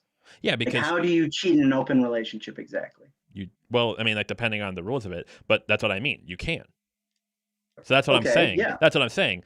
If it's not the non-monogamy that we're shaming, it's the Well, non-monogamy when you're in a committed monogamous. monogamous Okay, relationship. That fair is enough. why. So that again, that's not really socially enforced monogamy because the people already decided to be in a monogamous relationship before that point. Okay. Let me because I thought about this a little earlier. You kept saying and think of read keep that question in your head where like what you said and restate it for me in a bit. I do have to go in a bit, so we might have to make this into two parts. You can have the final word. Let me just say this: you're saying that these systems or categorizations of a relationship are breaking down. The monogamous relationship is breaking down. Is that correct? Not necessarily the monogamous relationship, but certain. No, actually, Well, sorry. I traditions. actually completely disagree. I think people are deciding to be monogamous, and that's great. But they're not doing Right. Yeah. so. But they're not doing so because there is social enforcement. They're just doing so because that's what they want. Because they realize that, just like having casual relationships isn't fulfilling. Just like it's not. Having kids out of wedlock isn't the smartest idea. Right. So like, hey, it is a useful tool. However, that is not socially enforced monogamy because people are making these choices on their own accord. If I tell you that, hey, I think that's hard to determine. I no, it's like. not. Hang on. I, I'll do a very okay. easy. Okay. I'll do a very easy thing for you. If I were to say someone like, hey, someone's like, hey, I'm gonna go do heroin, or let's not do heroin. I smoke cigarettes, and I tell them, hey, you shouldn't smoke cigarettes because it's bad for you, and it can lead to problems on the line. And if they say, okay, actually, you know what, you're right, I shouldn't do this. So because the reason that is not socially enforced non-smoking is because if that person decides to smoke, nothing bad is going to happen to him socially. There is no one who is going to like the government's not going to come in and like stab them or like put them in jail or anything like that. Well, I mean, he is going to have to go take his drink outside and away from his friends. Yeah, but again, but like it's not like friends are going to be That's like, a "Oh my social. god, he." Well, that's yeah, I but mean, that's not but like, yeah, but that's not well, he's smoking socially inside. but that's Definitely, not his friends are going to be like, "Why are you smoking inside, dude? That's gonna yeah, but like that's not socially that's enforced in the shame. sense. That's Hey, taboo. Kevin, No, like, stop. But what I'm saying is I'm sorry. that's not socially enforced in the sense of like someone is like, "Oh, we're going to shame you for smoking or we're going to call you a bad person or not hang out with you anymore." Like I it's would a say to some extent, like it gets murky. I think we're okay, getting very we're specific. getting out of the thing. Here, let's do this instead. Let me use an example because that got I'm pissy. gonna have to cut it. You have the final word, but you go ahead. What I'm saying is that here, you give me the final word. Maybe I can talk with someone else if they come on. Okay. Aside from let's just go with the cheating. I don't believe that shaming cheating is an element of forced monogamy. What are two other things of enforced monogamy that you would say should be in our society or that currently are in our society? Shaming, cheating, I guess shaming, the idea that, uh, hmm, yes, the laws concerning marriage contracts, Do and you think that those laws should be lifted or that they should be enforced? I think they should be re-examined at best. Um, but I'm okay with them saying the same. But I think, yeah, we could give them a relook. Okay. Maybe modify them some. Um, and I guess the uh, stigma around just casual relationships, unless you've already said that you don't want to count that. Well, I don't see a reason why we should judge people for having casual relationships in a negative way. I can't see a I got possible you. reason why we would do that. Well, casual sex in some sense, but Yeah. that's just a difference of value. I don't think. I think Well, that would require a longer discussion. Well, I don't. that's have the time for it. problem where it bleeds, and this is sort of like why it's frustrating to have not so you, but just like with certain people when they try to say like, oh, we're just doing what's best for society, and it's like, no, you're kind of doing what's best for society based on your values without taking into account what if other people share those values. Right, and Yeah. and that requires dialogue in some sense. Like there are people like Peterson brings up the statistic where you vote your personality. You don't vote actually based on logic necessarily. Yeah. I mean, that can factor into it, but personality is the strongest predictor of like where you lean politically. And Yeah.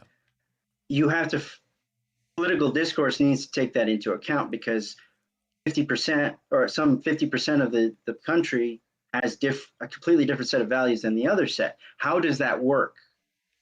And it like if 50% of people were wrong, completely wrong, utterly wrong, you think a country like that could work? Really? Well, our country's, but so that's what I mean. Our country's working fine. Like there's nothing. yeah, really, yeah. So there needs to be, and that in part, like there's no way I can be sure of this because I can't like experiment with countries and like change. I can't run a controlled experiment or anything like that. But part of it might be because we have dialogue. We can talk like we are doing right now, and we can disagree, and that's completely fine. We can say controversial things. We can say bad things. Be wrong, and we don't die. We don't go to jail. We don't, some such. That allows us to kind of find middle ground between our values and maybe find compromises. But here's the thing. This is what kind of, and this is like where it kind of like gets no good area. It's that in my case, I'm not going off of my values. I am just saying that like, hey, there's really nothing wrong with casual sex. Like there's nothing more wrong. I don't know, Mac. Here's the thing. Hang on, real quick. The point I'm making is that it seems like I'm saying, hey, if two people want to have casual sex, there's nothing really wrong with that. Like we shouldn't shame them for it. We shouldn't. There's nothing wrong with it. And then someone comes in, like such as yourself, or someone says it's like, well, actually, that goes against my values. We should find a middle ground. And I'm like, no, because I don't care what your values are. Your values should not be implemented on two people who don't share your values. And this is sort of a weird. You have to live with those people.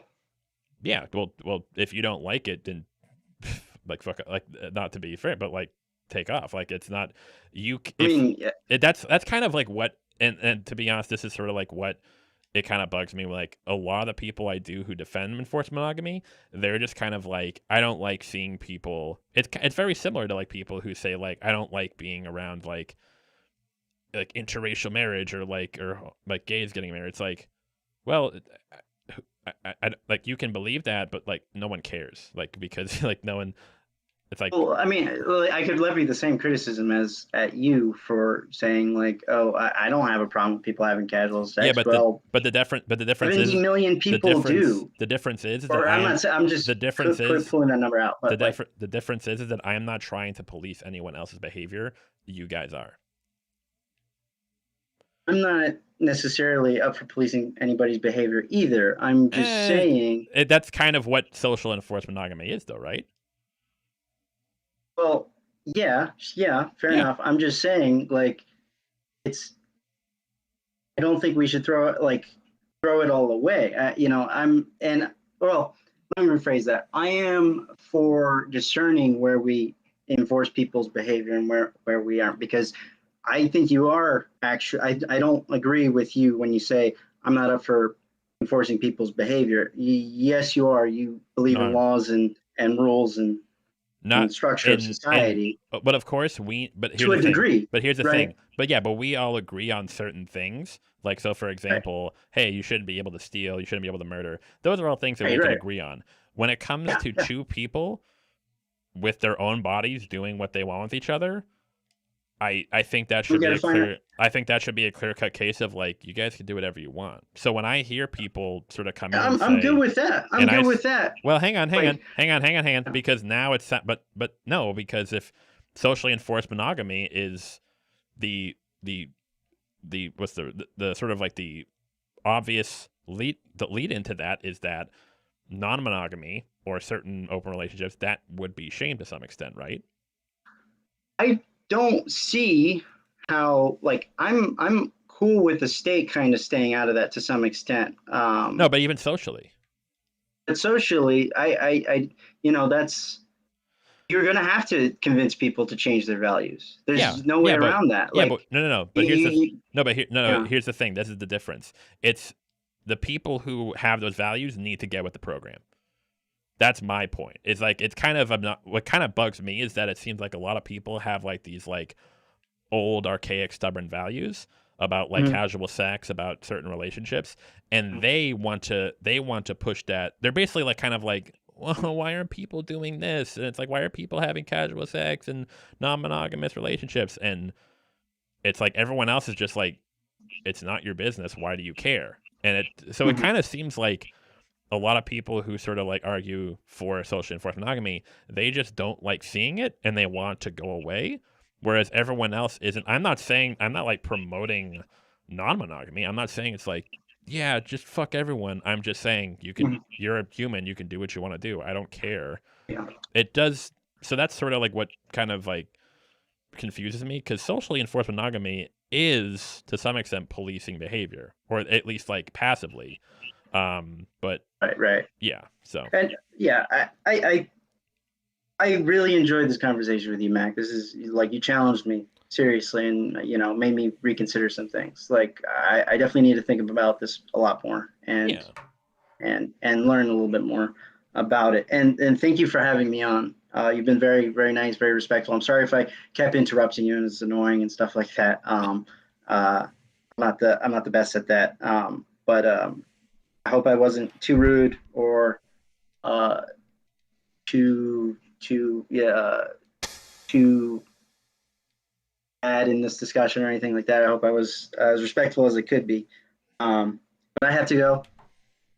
If you want to have another conversation, I'm much more free in like a couple of weeks or anything like that. But if you don't want me on again, I completely understand. Yeah, no, Uh, we'll do a part two sometime if you want to, because we kind of like went through the weeds. So if you want to like kind of collect stuff and we can go through it again.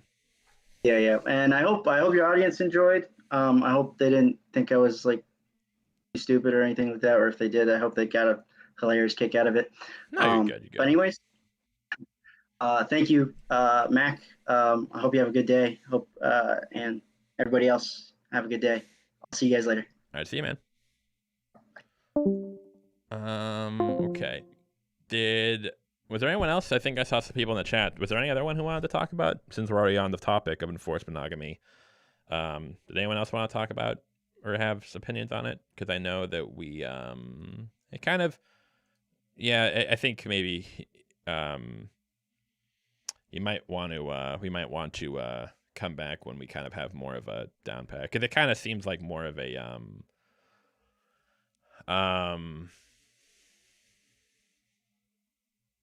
very, I don't know. It just seems sort of like whenever I hear someone talking about enforced monogamy, they kind of, because we're kind of, it's sort of like it always kind of falls into this like, well, I don't want to police people's behavior, but also I do. And it's like, well, it's like if you shame certain things, you kind of are, right? It's not, I don't know. Like my point is that even if the breakdown, it's like even if people having non-monogamous relationships, even if people polygamous relationships, stuff like that, children out of wedlock, even if that did have some negative effects on society, my argument is that we need to learn how to manage that and just deal with it than to try to like back things up. Because what's eventually going to happen is that's going to lead, again, it goes back to the 50s. People were like, oh, things were going fine before the sexual revolution. And it's like, why do you think the sexual revolution happened? It's like you could say the same thing about the civil rights movement. Things were fine until the civil rights movement happened. It's like, well, why did the civil rights movement happen? Because things obviously weren't fine. It was like a house of cards in a sense. That's like saying, damn, the economy was fine in 2007 before the crash. Well, yeah, why did the crash happen? Because it's because of it wasn't fine. It seemed fine on the surface, but it wasn't fine. It wasn't stable. It seemed like it was stable, but it wasn't stable. Yeah.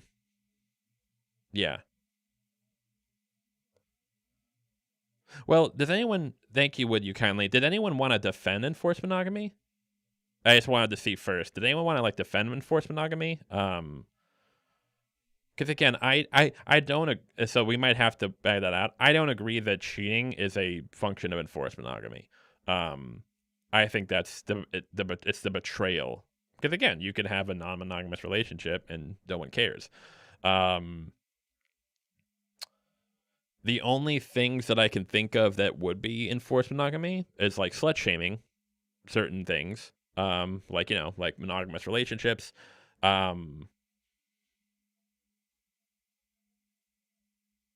Well, yeah, well, Wilson, there is a point to it. Like, yeah, there are certain things like it does have a utility. The point, like marriage and like monogamy does have utility.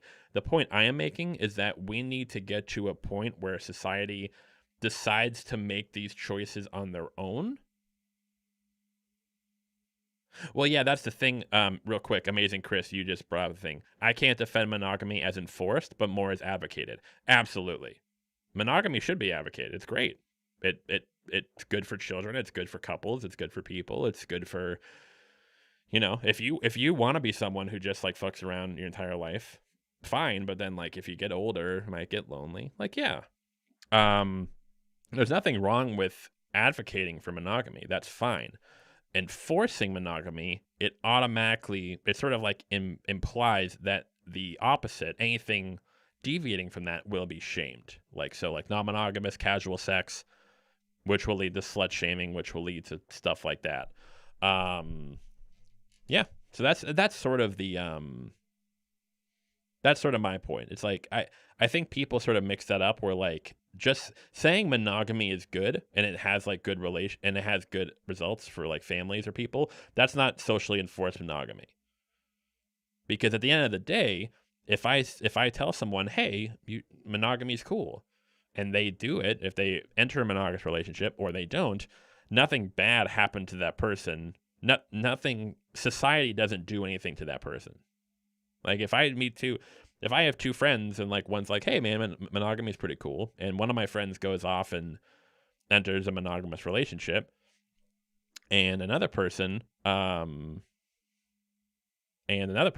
just wants casual sex and doesn't enter a monogamous relationship, then I'm not going to not hang out with the people, right? So there's no social consequences for that. Yeah. My only concern with hookup culture is when no one talks about the cons. Well, exactly, Abed. But mentioning the cons, the pros and cons of something is not really socially enforcing it. If we like the slut shaming of someone like, oh, you had casual sex and had a baby, you whore. That's enforcing it to like try to like, hey, you shouldn't do this because otherwise socially we're going to like reject you or we're going to ostracize you. Whereas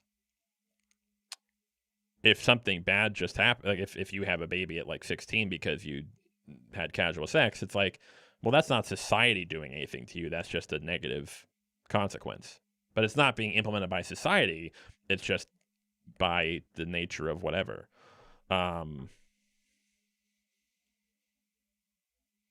Yeah. Yeah, basically, it's just, I think that any sort of way of enforcement, there's a difference between, so here's basically what I mean by this, is that there's a difference between saying, hey, here are the pros and cons of monogamy, here are the pros and cons of casual relationships or an open relationship or whatever, make up your mind, do what you want, and you can just do whatever. That's not enforcing anything, because you're just letting people make their own choices. Back in the 50s, what was going on was like that if you didn't get married, if you had kids out of wedlock or you had casual sex, there would be very strong social consequences. People would like gossip about you. People wouldn't want to hang out with you. People would decide to not associate with you. Whereas nowadays, no one really cares. Like, I'm sure you all have friends who are like together and have kids together, and you're like, who gives a shit? Like, oh, they're not married and they have a kid. Like, so who gives a fuck? Like, who cares? As long as they love the kid, as long as they're taking care of it, who cares? Really going to use Islamic society as an example of one that works? Well, that's a great example, Techno, in the sense of like, hey, look, Islamic societies have. Wait, yeah, Steven, what are you talking about? Steven, what are you talking about? You're saying that. Steven, what are you talking about? You're saying that social enforced monogamy works in Islamic societies? Because it has certain pros, but it has a lot of cons. The way it's associated in certain Islamic countries. Well, no, it doesn't work, Stephen, because if it leads to the subjugation of women, then that's not good. That's like the whole like 50s thing where it's like, oh, things were great in the 50s. Like, no, they weren't. Like, they were, because if they were so great, then the sexual revolution wouldn't have happened. That's the whole point.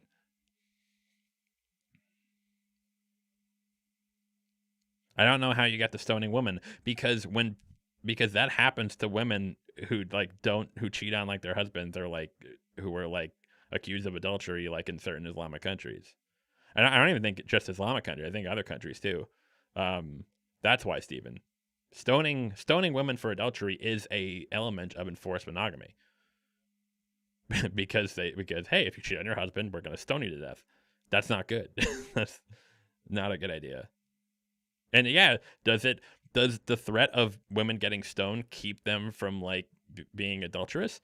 Maybe, but it's not a good system. It's not a system that is working, because you're using fear of death to. No, it doesn't, Stephen. That's not because if it's the same way of thinking, like it's like the same thing of like, hey, if we just killed all the homeless people, we wouldn't have a homelessness problem. Like, yeah, but there's like a huge negative consequence of it. Hey, if the threat of stoning women keeps them from cheating on their husbands, that means it works, right? Well, no, because now we have an entire population of women who are just living in fear of like, if they step out of line, they'll be stoned to death. That's not a functioning society.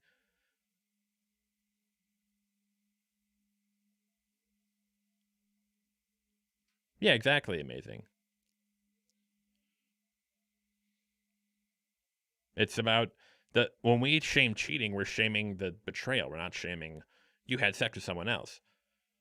So that's sort of something that, like, whenever I hear people sort of like group together like um cheating and promiscuity, it always makes me cringe, because it's like these are two completely different things. Yeah, exactly, Osimo. It's not a fix. It's a short-term solution that is eventually going to break down, which is what happened in the 50s. It always bugs me when people are like, "Oh man, things were going great until the sexual revolution happened." It's like, why do you think the sexual revolution happened? Because something wasn't wrong. Why had the economy was doing great until the crash of 2008? It's like, well, yeah, but why do you think the crash of 2008 happened? Because there was something wrong with the economy.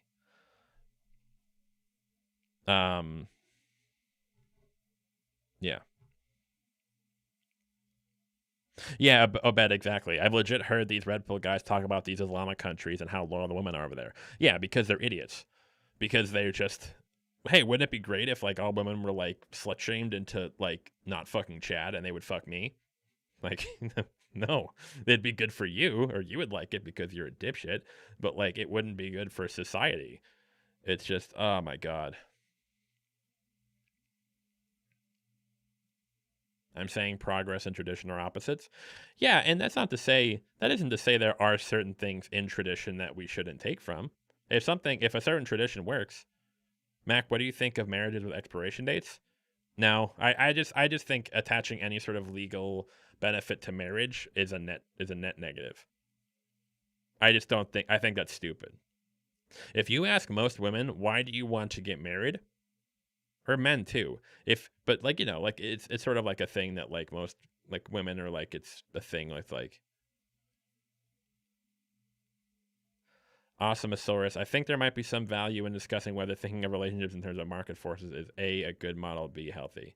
I don't think so, Osamo. I think that just sort of like muddies the waters because because it assigns value to it sort of like assigns like a social value to relationships, which is not good. And that's sort of like because you think about it, like if you look at a man or woman in their 30s and they're single, in our current society, there is a certain stigma against that. Regardless of whether or not they have options or they don't have options, or they want to be in a relationship or they don't want to be in a relationship, someone who is single who is like 35 has a certain stigma against them in our society, because people will sort of already people already sort of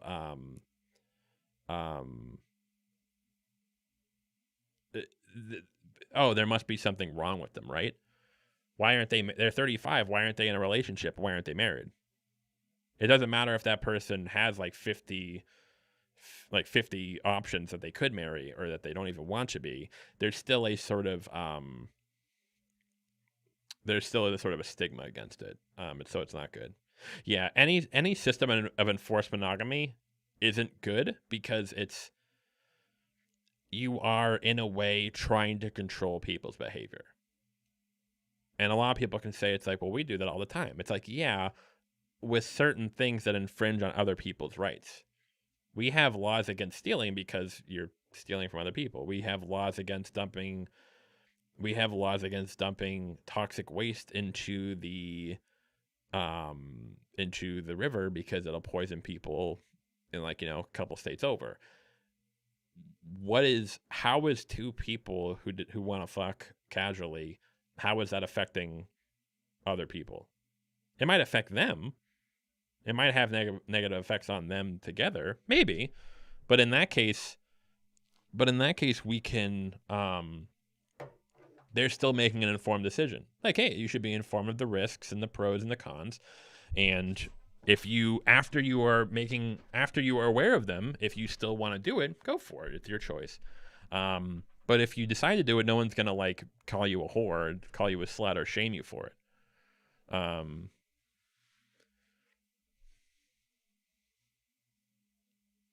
Part of why the sexual revolution occurred was a degrading in cultural values and necessity. Yeah, but that's the thing. They should have been degraded because the cultural values in the 1950s were stupid and they weren't working. They were functional for a little bit. That's sort of the thing. Here's a good example. If I'm driving a car and I get a hole in my car, in my tire, right? I'm driving my car on the highway. I run over a nail. There's a hole in my tire. It's leaking air. I take a piece of duct tape and I stick it over the hole. And for a while, it's working, right? And then I go down another like 30 miles and everything's good. But then eventually that duct tape falls off and now it's leaking air again. that duct tape isn't a solution. It's not. It's a temporary solution, but it's not a permanent solution.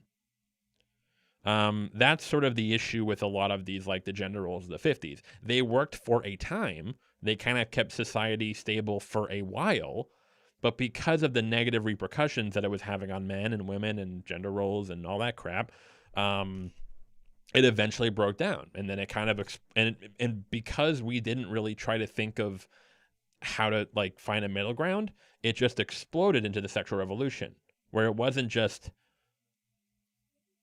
well, no, Kevin, the sexual revolution wasn't the duct tape. It was no, Kevin, the sexual revolution wasn't the duct tape. The sexual revolution was the air, like blasting away the duct tape off the tire. And now it's to a point where like we can't even control it. That's sort of what the sexual revolution was. If we, throughout the 50s, had tried to find a middle ground where we tried to not shame people for certain things and like be more open about sexuality, then maybe come around the 60s, things wouldn't have exploded as much as they did. But because we tried to repress and repress and repress, eventually it just all blew up. Like it's like a boiling pot, and you try to hold. It's like you're trying to hold the lid down while it's like building up and up and up. The sexual revolution worked for a time, but today is clearly not working. Why, Kevin? Why didn't the sexual revolution working? If you want to hop on, Kevin, we can chat on Discord. The sexual revolution worked for a time, it's not working. Why? Kevin, that doesn't make any sense. We would not be talking about it if it did. What are you talking about? Today we're seeing gender roles and shit being broken down more and more. That's a good thing.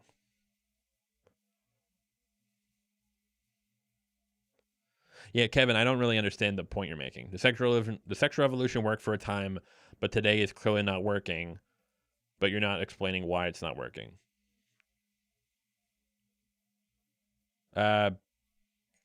Sure, Benjamin. Are you on Discord?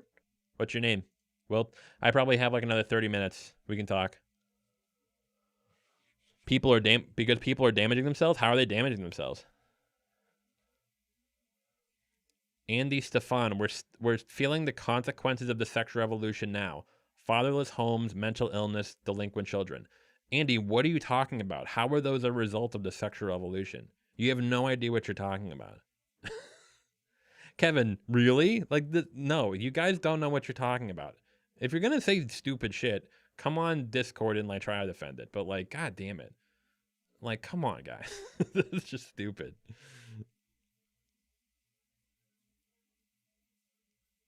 Andy, that's not the sexual revolution. Isn't why fatherless homes, mental illness, and delinquent children. Like, what are you talking about? This is like, oh my god.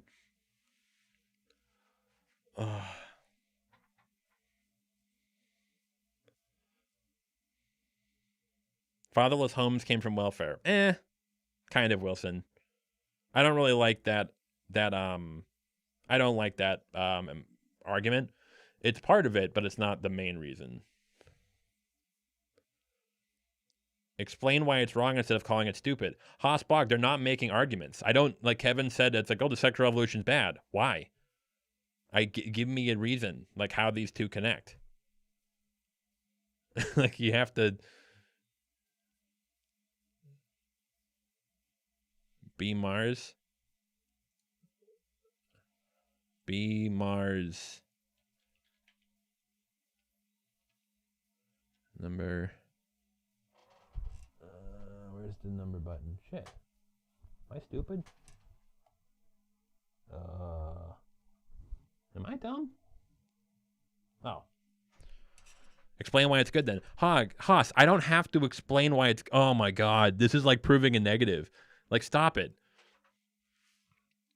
Kevin, well, okay, Kevin, but don't say dumb shit if you can't back it up. Sorry, but like, don't say stupid shit. Well, yeah, Andy, but everything has consequences, but doesn't mean it's a bad thing. When slavery ended, were there consequences? Yeah, of course. But it was for the better. It took a while. There were growing pains. The exact same thing with the sexual revolution. It was necessary. Did certain things break down during the sexual revolution? Absolutely. But those are growing pains, and we have to like recover from them. The answer is to not go to before the sexual revolution, because the whole reason the sexual revolution happened was because there were issues in the society. And if we try to go back to that, then the same thing will just happen all over again. We have to progress. We can't just go back. That's the big problem that's the big issue where a lot of like righties and like traditionalists run into. Oh, things were so good in the past before things changed, but they don't think about why did things change.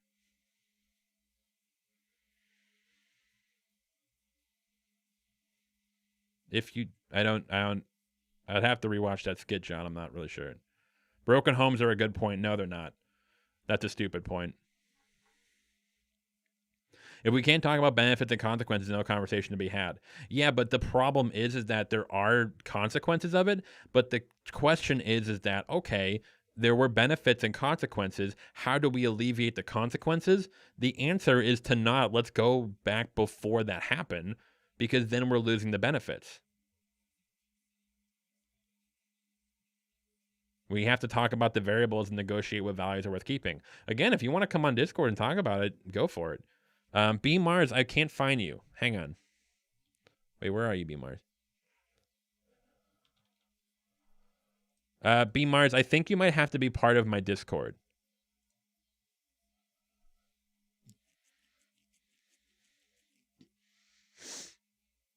Yeah, the problem is that there's so many stupid people who said like the sex revolution is bad, man. And then they never actually like connect as to like why. They never really understand what they're talking about. Most thoughtful right-wing people, I don't know how many of those there are, most thoughtful right-wing people don't want to return to the past. They just disagree with the left-wing view of how we are right now and the way forward. I kind of feel like that's bullshit. If you can give me an example of like why, then go for it, but yeah, I think people should be allowed to call someone a slut if they decide to. Sure, but then that person is going to be shamed for calling that person a slut, because calling someone a slut makes that person an asshole. Like,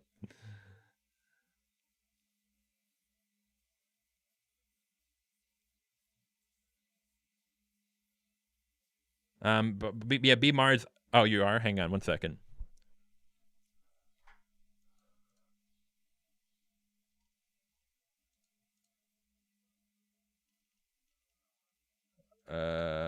Okay, B Mars. 1 second. Now I think I can find you. I don't know why that is, but I think.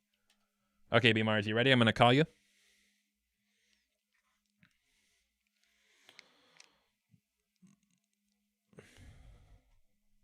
What about STDs?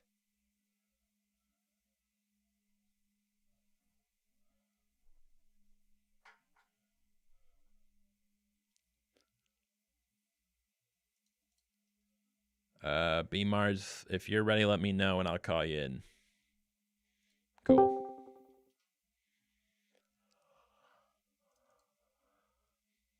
Am I calling you?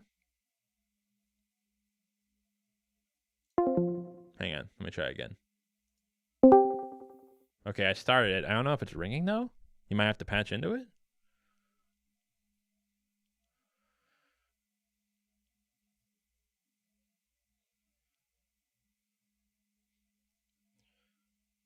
Yeah, but well, Haas, you have to actually like give me a decent view. You can't just say I have good ideas and then not give me any. Like, you actually have to. This is like, I hate when people do this, like where it's like, Haas, it's like people are like, hey, I argue X. I'm like, okay, well, can you tell me why we should do X? And it's like, no, can you tell me why we shouldn't do X? And I'm like, okay, I can't argue against the negative. Like, if you actually give me an argument, then we can talk about it. But if you're not actually going to give me an argument and just kind of like gesture at dumb shit, then I don't know what to do. B Mars, I'm trying to. Hey, B Mars, why don't you try calling me? I sent a friend request. Why don't you try calling me? Because I don't know. It's not like ringing. I don't know why. Okay, yeah. Why don't you send a call to me, Mars, and see if that works. Well, you can come on Discord, Andy. I don't have much confidence in any of these views not sounding stupid. Oh. Oh, no, don't go to the debate voice chat channel. Get out of there, B Mars. You don't want to be in debate. I'm gonna call you, so we're doing a private one. Yeah, hang on, let me kick you. I can kick you, right?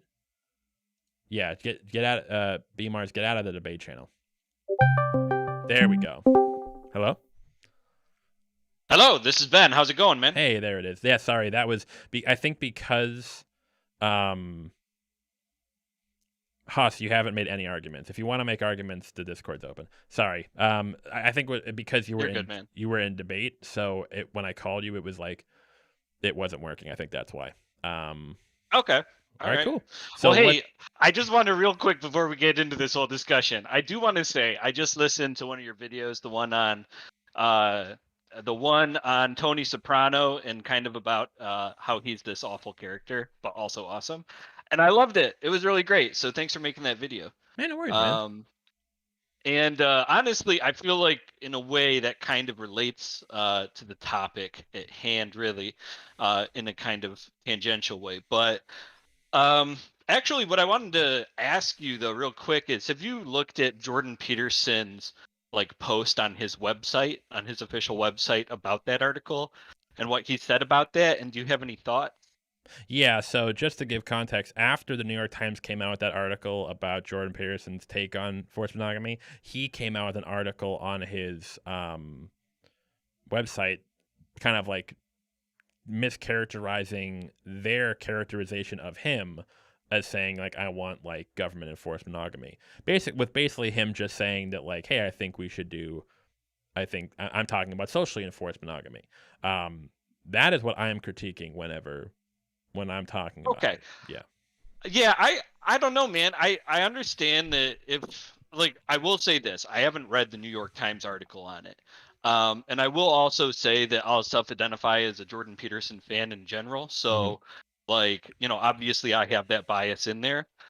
I guess my just real quick response would be that I think that when he said his article that he put up on his website that look, I'm not for like some sort of government mandated thing, or even to the extent that he's talking about socially enforced monogamy. All that he was saying, according to his article, his perspective is that it has certain knock-on effects of lowering violent tendencies in male populations who don't have like a significant other in their lives, right? Yeah, but the problem with that is it goes back to the homelessness thing, where like, hey, killing all homeless people would lead to ending homelessness. It's like, well, yeah, so should we do that? Like, well, no, obviously we can't. I'm sorry.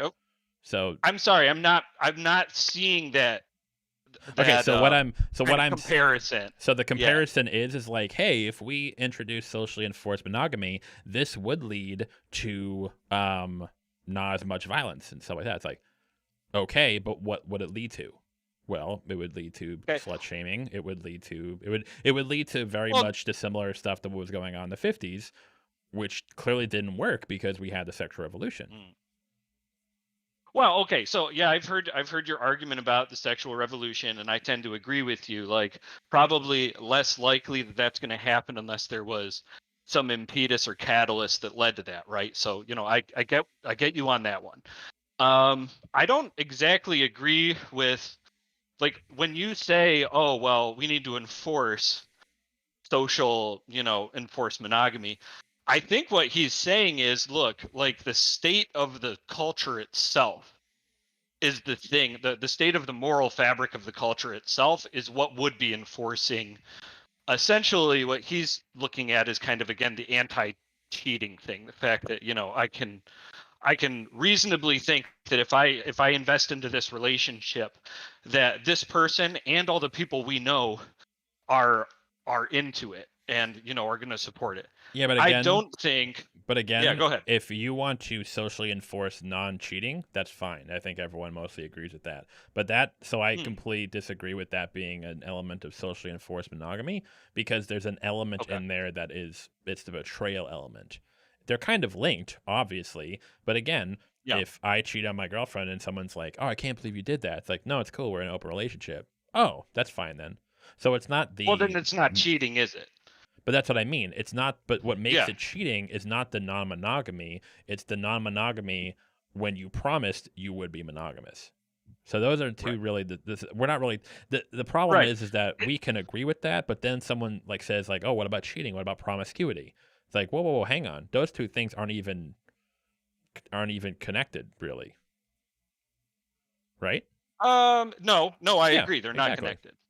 Yeah, they're not connected. Promiscuity isn't good though, generally. Nope. Like, I'm not gonna say that anything should be like. I still believe in people's right to choose on what they want to do, Mhm. but I don't think in general promiscuity is a good thing overall. Yeah, Like, in but terms of that's societally. well, no, it doesn't. You don't even have to think that it's not good. If you actually look at Yeah. if we look at statistics, the more partners you have, the less likely it is that you would be able to maintain a relationship. Right. Yeah, so Not to mention sexual disease spread and all that kind yeah, of stuff. absolutely. Right? So, But here's yeah. the difference. Saying, hey, doing this might lead to bad outcomes is not socially enforced. It's not social enforcement because if like let's say so again, if I say a friend, hey, I know that like you like the swinging lifestyle, you just like fucking people and just like doing that stuff. However, you know, if down the line you do want like a committed relationship, this might make it harder. This is going to increase your chances of getting an STD, or you know, it might have some mental effects on you. So yeah, I mean, you can do what you want, but just be wary of those. And that person Yeah, still but decides. that and is that social person, enforcement. no, Though. it's not. That No, is it's a not. social. No, it's Okay, not. so Hang on, I real would quick, love to hear real what. quick, real quick. Okay, go ahead. So the reason it's not is because if that person then goes on and does that stuff, who it's not like I'm gonna be like, well, I'm not gonna hang out with that person because they did it. Like, well, no, I'm not gonna care. If the social enforcement comes from other people putting something on that person for making that choice. Right. So Yeah. that's what I'm trying to get at. What is your definition for socially enforced monogamy? So it would be some sort of either enforcement, whether it's positive, negative, some sort of enforcement or punishment towards people for engaging in non-monogamy. Would you agree that that's a pretty nebulous definition? What do you Because mean? you're leaving that. Well, okay, so for example, you simply opining to your friend that, hey, this isn't really a good idea and you probably should be aware of this, Mm-hmm. is technically a kind of social reinforcement No, upon it's him. You are well, okay, no. So what is the definition then? Is if my telling someone my opinion and ultimately well, no, I'm hoping to not telling sway them from their. I'm not. Okay, No. okay, go ahead. Well, hang on. I'm not telling them my opinion. I'm telling them a fact. And two, I'm not trying Okay. to sway them from doing it. I'm just saying, hey, be wary of this and make an informed decision. Right. Mm-hmm. Even so, it seems to me that you've crafted a definition of socially socially enforced monogamy that works well for you being able to say, well, I'm just going to, tell them these things and then let them make a decision, when really it's like, actually no, like, why should you do that? Why should you even put that thought in their heads? Isn't that in some sense an intrusion? By saying, hey, look, like, because you know what, their values might be totally different than yours. Well, they may not care about the things that you're then telling them, right? Yeah, but I would say the same thing about monogamy. It's like, hey, if you want to be in a monogamous relationship, that's great, but just be warned that there might be certain pros and cons. So in that case, you're not telling someone, you're not trying to sway someone one way. You're just saying it's like, hey, when you're making this choice, just be informed. You're not trying to sway someone a certain way. If I actually went to someone and I said, and they were like, hey, I don't know if I want a monogamous relationship or I want to fuck around, and I only told that person, well, if you fuck around, you might get an STI, and it might prevent you from being in a relationship later down the line. If I only gave them the cons of non-monogamy, yeah, so in that case, that would be enforced because I am dressing down one option, trying to promote another, right? I'm trying to get them to like, no, you should be monogamous. But in this case, I'm not doing that. I'm just saying it's like, hey, you can do whatever you want. I don't care. It's not going to make a difference. But just be informed and just make an informed decision for what you decide to do. Right. I do understand what you're saying, and you've made that point well. Mhm. My point is that what I'm sensing from you is, if I was to say, hey, look, the long run consequences of behaving like that are Mhm. shown not to be very good, Mhm. generally speaking. Yep. Now, maybe you're lucky. Maybe you have a lot of great interactions and this has no knock-on effects for you psychologically or due to your health or anything else. But ultimately, though, that's really not a good thing. Correct. It's really not a good thing. That is a kind of socially enforced statement, because I am saying, hey, look, you're in some way, the way that I perceive you might be affected by the choice that you choose Okay. to make Stop. after I've given you that advice. Okay, stop. So that is now we're talking about something completely different. Because if Right. society, if that person decides to make that choice and the society looks down on them for making that choice, that is social enforcement. Right. And Yeah, I am okay. telling you that ultimately, I think that's reasonable. I don't think that's unreasonable. I think it's reasonable to say, hey, look, like there's a finite number of people that I can carry on relationships with, that I can be friends with, and that like I can still have like good feelings towards someone who makes some really bad decisions. But if they have a history of making bad decisions, then I have to make the decision, is this one of the 150 people or so that I want to keep close tabs on and build relationship with? Or is this someone that maybe I'm just going to kind of, step away from in life and kind of let them do their own thing? But if I'm someone, like, let's say you and I are friends and like every weekend I'm just out Mm. smashing pussy. And I don't really. Mm. I'm like, yeah, you know what? I know that there's like some like stuff to like a monogamous relationship, but like I prefer this. Mhm. This is what I want to do. I understand that's probably gonna maybe I might not be married. I might not have kids. I don't really want that. It's not really what I decided on, and that's cool. What, Right. in your view, why is that something to look down upon? Well, in my view, if you're the one who's going out and smashing pussy every weekend, right? Mm-hmm. I'm gonna come to you and I'm just gonna say, hey, look, man, like I understand the desire to do it. I have the desire to do it too. My own experiences have led me to realize that this is really kind of, as much as it's desirable, it's just not a great choice to make. I regret making this choice. Mm-hmm. And I would just really strongly encourage you not to do that. Precisely. But and I would say, thank you very much for that. I've weighed the options. I'm glad that you said that to me, but I'm going to decide to do it anyway because I Right. just don't have the same So experience. it's So in not, that case, in my opinion, right. I'm sorry. Let me just make this point. In my opinion, if you have made that decision and everything, that's all well and good. But if I choose to basically say, you know what, I'm not hanging out with Mac anymore because of the decisions that he's making, and I don't like the way he's going down the road of life, I think that's totally reasonable. And I no, also think that people do that kind of stuff all the time about yeah, all kinds of different things. It's not something that's unique yes. to, Hang on, real quick. sexual matters. Go ahead. But here's the thing: this is like what's happening, and this is like why a lot of people I think are kind of like lashing out against it. Mm. In society nowadays, you're the asshole. If you were to go, Mhm. let's say you go to like another friend and you're like, hey, I'm not hanging out with Mac anymore. Like, why? Well, Well, I wouldn't say that first off, but yeah, go ahead. Well, that's what you just said, right? No. I wouldn't inform some other person, hey, I've made a decision Why to not? shun this person. Well, because that's not honestly, see, that's the thing. I think because that's it would straight reflect up negatively a on red me. herring. No, no, because ultimately, whatever Mac decides to do is Mac's choice, and I wish him well. Yeah, But just you're because he, okay. Here, let me give you another example. what? Let's say that you're not hanging out with me.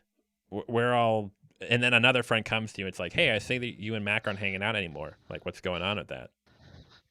What would you say to them? I just say, yeah, well, you know what? It's first of all, it's not that person's business. It's not that person's business. What I choose to do with my time and who I choose to hang out with is my business. And ultimately, if it's one of those things where it's like, you know what? I'd be like, you know what? Maybe Mac and I, I'm just not hanging out with him as much anymore. I'm gonna be totally And then if the honest. person presses, yeah. I'm gonna be totally honest. Yeah, go ahead. It sounds like this is sort of like, and was what I get from like a lot of people who told you. It sounds like you're.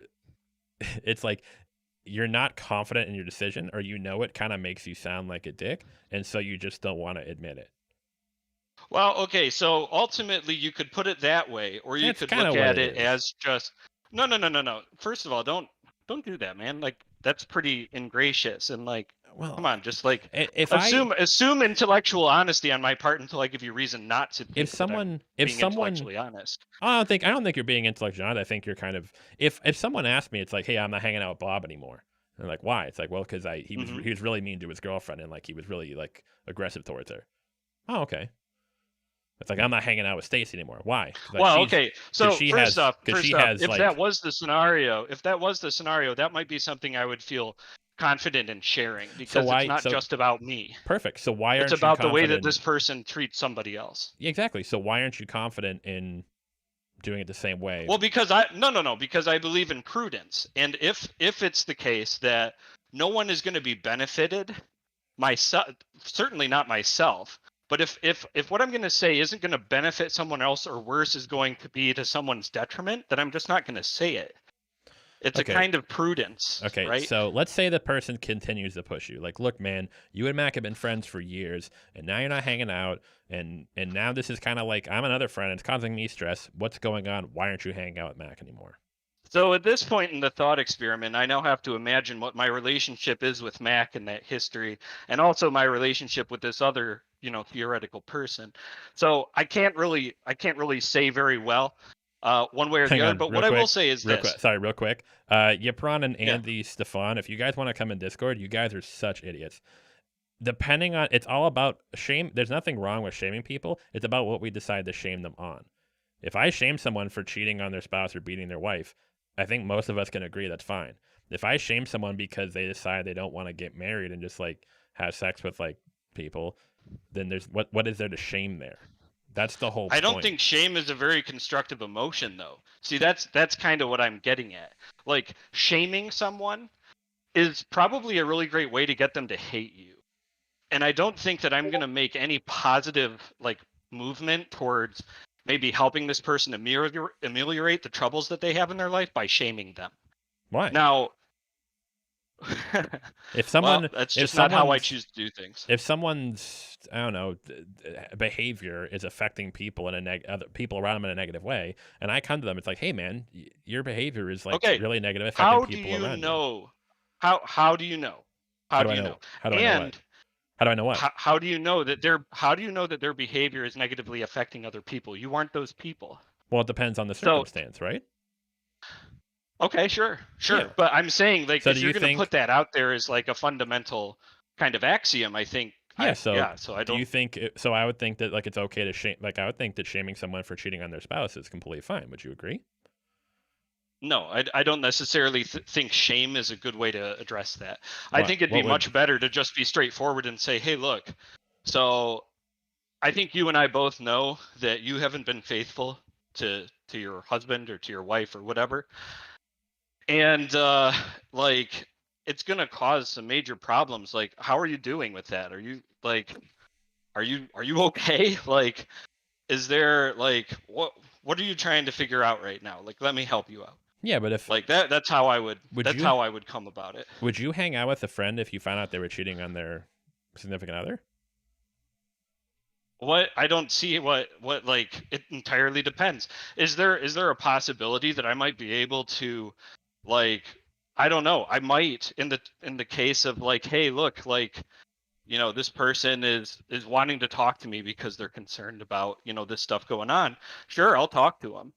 If on the other hand, when we're hanging out, they're just constantly talking about, oh yeah, this chick I banged, that Jennifer doesn't know about, yada yada yada. Like, I'd basically say, hey, look, man, like, I that's pretty distasteful. Like, I'm not really into having that conversation. And then if they get belligerent about it, I'll just say, hey, look, like, I'm kind of done with hanging out for right now. Like, I'm just gonna go home. Yeah. You Okay. know, Yeah. So that's and exactly that's that's the same thing. That's the same thing that I have. Is I would say it's like if I had a friend who was cheating on their girlfriend, I'd be like, look, man, that's not cool. That kind of makes you seem like a bad person. I don't want to be associated with bad people. And so if you if you keep doing this, I don't want to associate myself with you. Yeah, okay, that's fair. Yeah. But again, it all depends on how you word it. And so if you Okay. just say, would you shame this person? So It's like, maybe it's like, I don't know, man. again, maybe it depends on the exact thing, but I would say if I went up to a friend, it's like, hey, you're being a dick because you're cheating on your girlfriend. That's kind of shaming, isn't it? Yeah, probably. Yeah. Okay. But that's not the purpose of why I would say it. Like, I think that Well, I actually kinda think that would. intent. If I'm Oh, like, well, if I okay, so you well, if I- you would. well, if but, I have a if I yeah. have a friend and I'm like, look, man, you're a friend of mine. I think you're a good person. Now you're being not a good person. You're doing something that's really shitty. That's not the person I think you are. Yeah. Yeah. Maybe Well, I think it's I the think person that's not the person that I thought I knew. maybe it's sort of, we're kind of getting caught in the weeds with like shame, disappointment, stuff like that. Sure. We're kind of getting caught in the weeds. But my contention though is that whether it's shame, disappointment, whatever, if we're talking about someone who's like cheating on their girlfriend, like we can all agree it's like, yeah, it's a really bad thing, it's a shitty thing to do. If that same person comes to you and is like, hey, so why aren't you hanging out with Mac anymore? It's like, well, he has casual sex. The vast majority. That's literally never a phrase I would ever say. I don't think. But so okay, I mean, so how would you phrase it then? Well, again, like I said, I don't actually think, and you think that I'm being coy when I say this, but it really is just a thing. Like I value. First of all, I value not jumping to conclusions about things before I know more, right? Before I actually understand the full, and I won't ever understand the full situation, but like, I don't want to go off half-cocked, right? Like, for example, if I hear this through the grapevine that, Mac is hanging out with some blonde girl that he's stuffing on the side, I don't. Let's get away. Hang on. To. Stop. Let's get away Yeah. from cheating.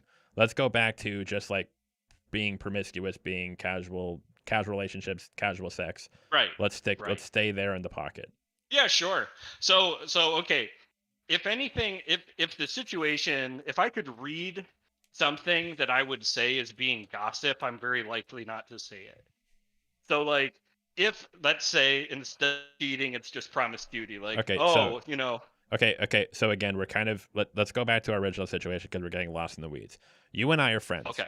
You say, hey man, you should there's like a lot of negatives to doing this stuff, to having casual relationships, having casual sex. Yeah. And I say, right. Okay, thank you, but I'm gonna do it anyway.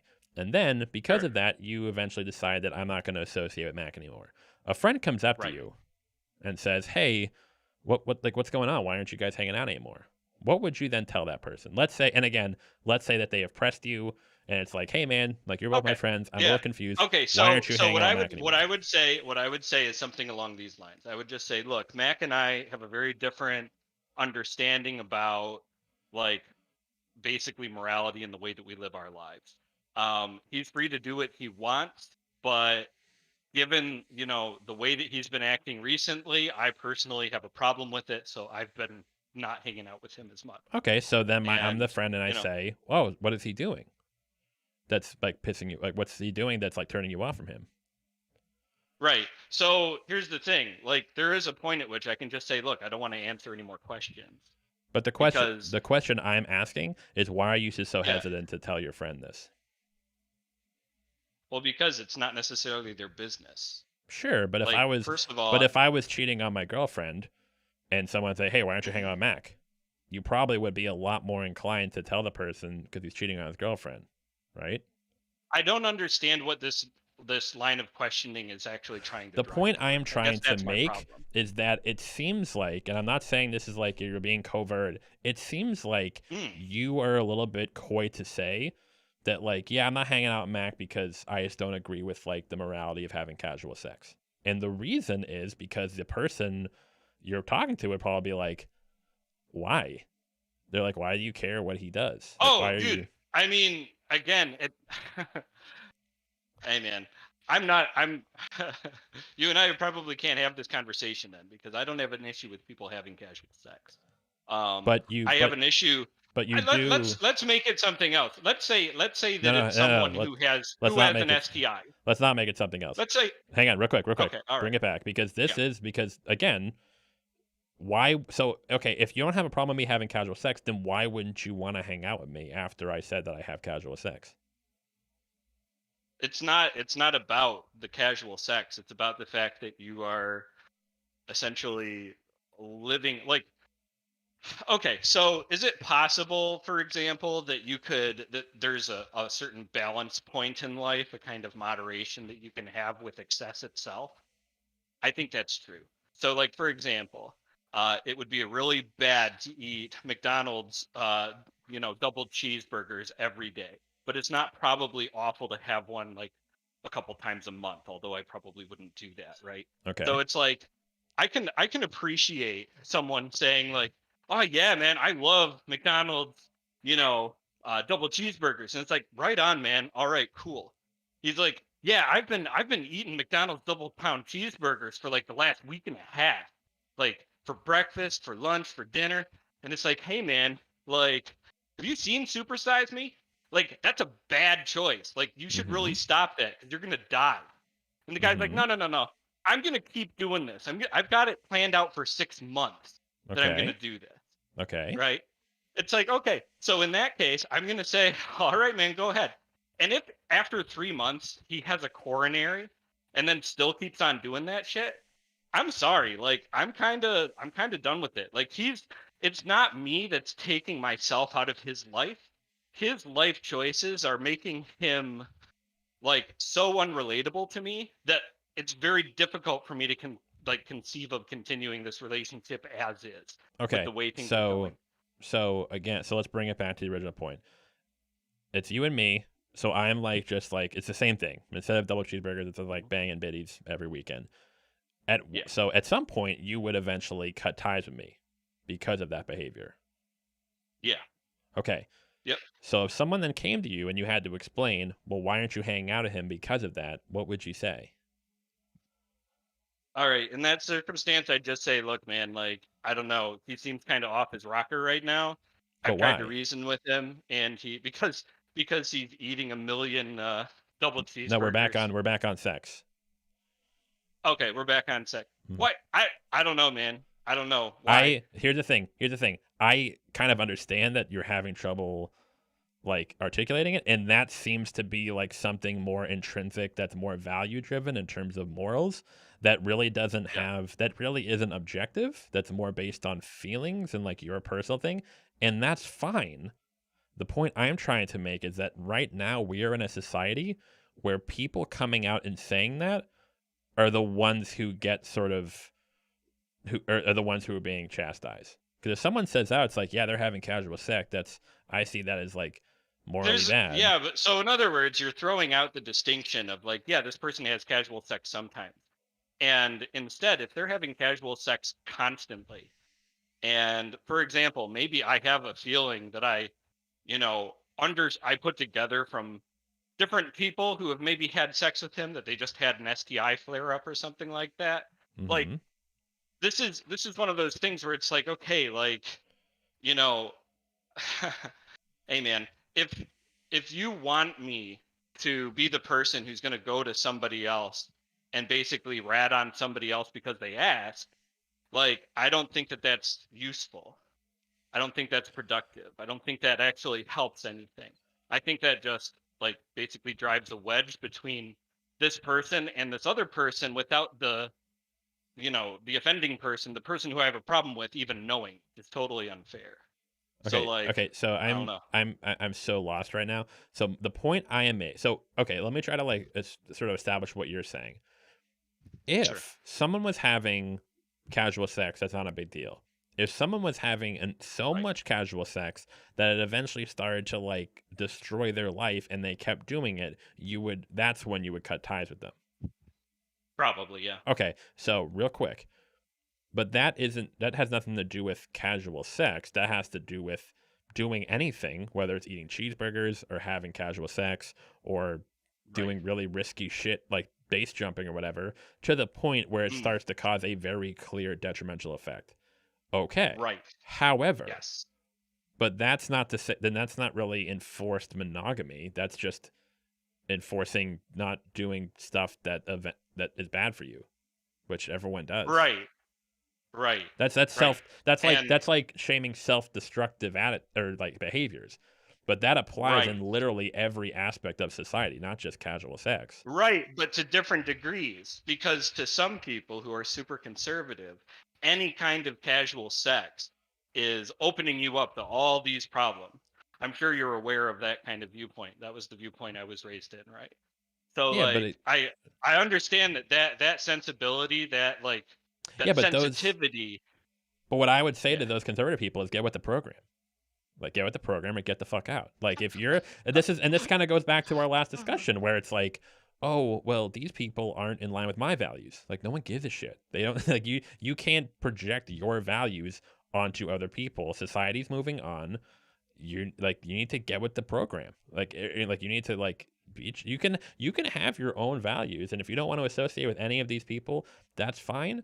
But the moment you like step in and like are trying to, and again, this goes back to like social enforcement, the moment you try to step in and sort of like enforce or try to, you know, another good example is like, it's like, hey, I don't believe in gay marriage. It's like, okay, that's fine. I mean, I'm not going to hang out with you because you seem like a dickhead. But if you don't, if that's what you Right. believe, I can't. So you've how socially enforced. You have socially enforced saying, look, if you want to be my friend, then you can't have that viewpoint. well, no, And if you because persist with that viewpoint, then I'm not going to be your friend. That's what you've enforced, whether you've actually notified that person of that or not. Wouldn't you agree? that I like personally, but not like socially as like a institution. Yeah, but Like, you are a part of the social institution. You are a person in society, right? mm-hmm. Yeah, but when we're Right. talking about So like, but when we're talking about socially enforced monogamy, we're not talking about individuals. We're talking about like our society as a whole. right, but what you do affects other people. So it also affects So other people's here, opinions, which then affects society, let's right? try to break it down. Give me three. So let's, because I know that like the other guy, he had trouble. What are three examples that you would say are good examples of socially enforced monogamy? Well, historically, a lot of socially enforced monogamy just came from, for example, like, oh, geez, I don't know if you would even call them socially enforced monogamy in every sense, but like basically sexual priority, right? There's prima noctum. If you go back to medieval time periods where the Lord gets to have the whatever maid is about to be married off for the first night, etc., as shown in Braveheart.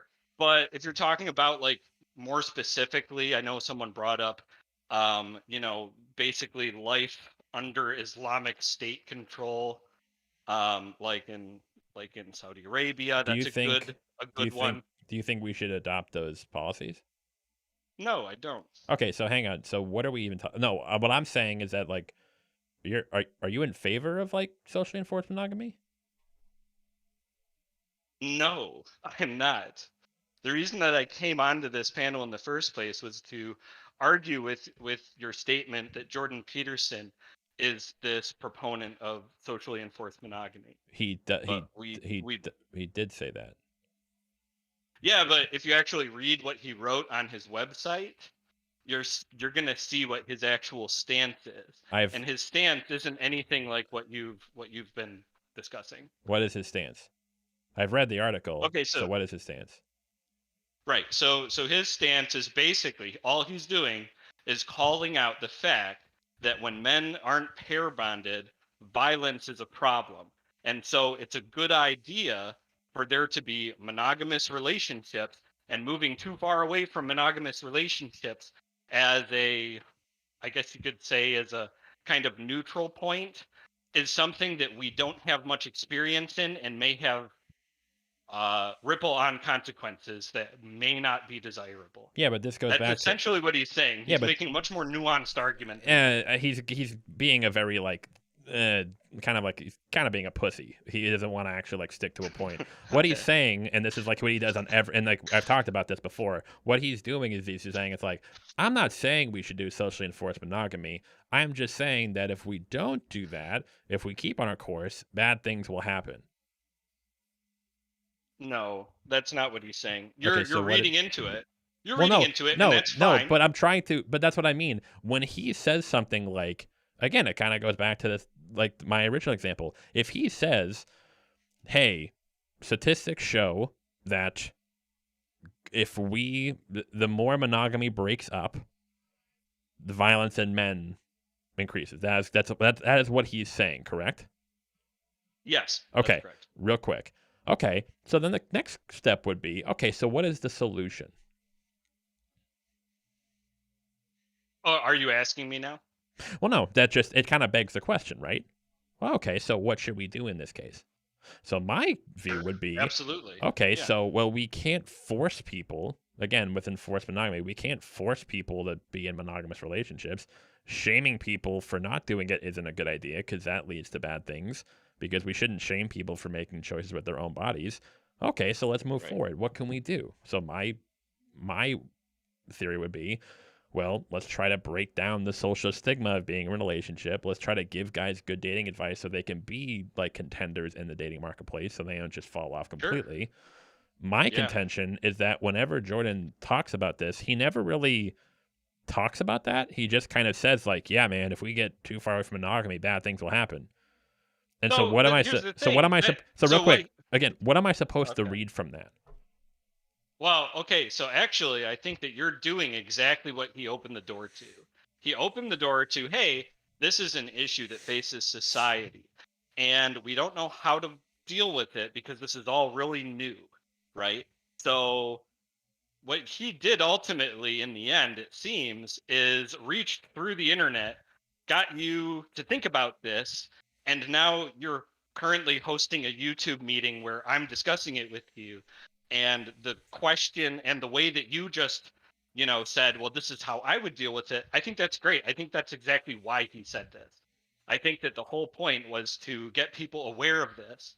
You did a whole segment that I listened to on men and dating, especially today, and how incels and all this other stuff. And so I know that you're aware of all the complicated aspects of the psychology and the chemistry and all this other stuff that's related with that. So, like, I don't know, isn't it reasonable to say he cracked the door open to a question that now you're answering for yourself No, and because that I'm literally now no, looking because into? no, because literally, like this is like sort of like what kind of bugs me about him too. It's like it's because we've been having these discussions. Like we understand this. It's like sometimes like like whether it's him or like other people, like they point out like, oh, we're pointing out the issues. It's like we understand what the issues are. We know what's happening. We Okay, great. understand that So like you guys are. understand what the issue is, But what I'm but saying maybe is, there's other people but who what I'm aren't as engaged in But what that I'm saying is that that he's reached. but I'm saying is that him as like this like big brain, so like whatever, the fact that he doesn't like give any sort of like any sort of like proposed solutions to it, he just kind of says like, yeah, if we get too far away from monogamy, that's not good. It's like, and then so like the next question I would ask Jordan, it's like, okay, so what should we do? And he's like, I don't know. It's like, Well, hey man, I would encourage you on this next live Q&A. You should go on and just say, "Hey, I'm a YouTuber. I've covered your content before.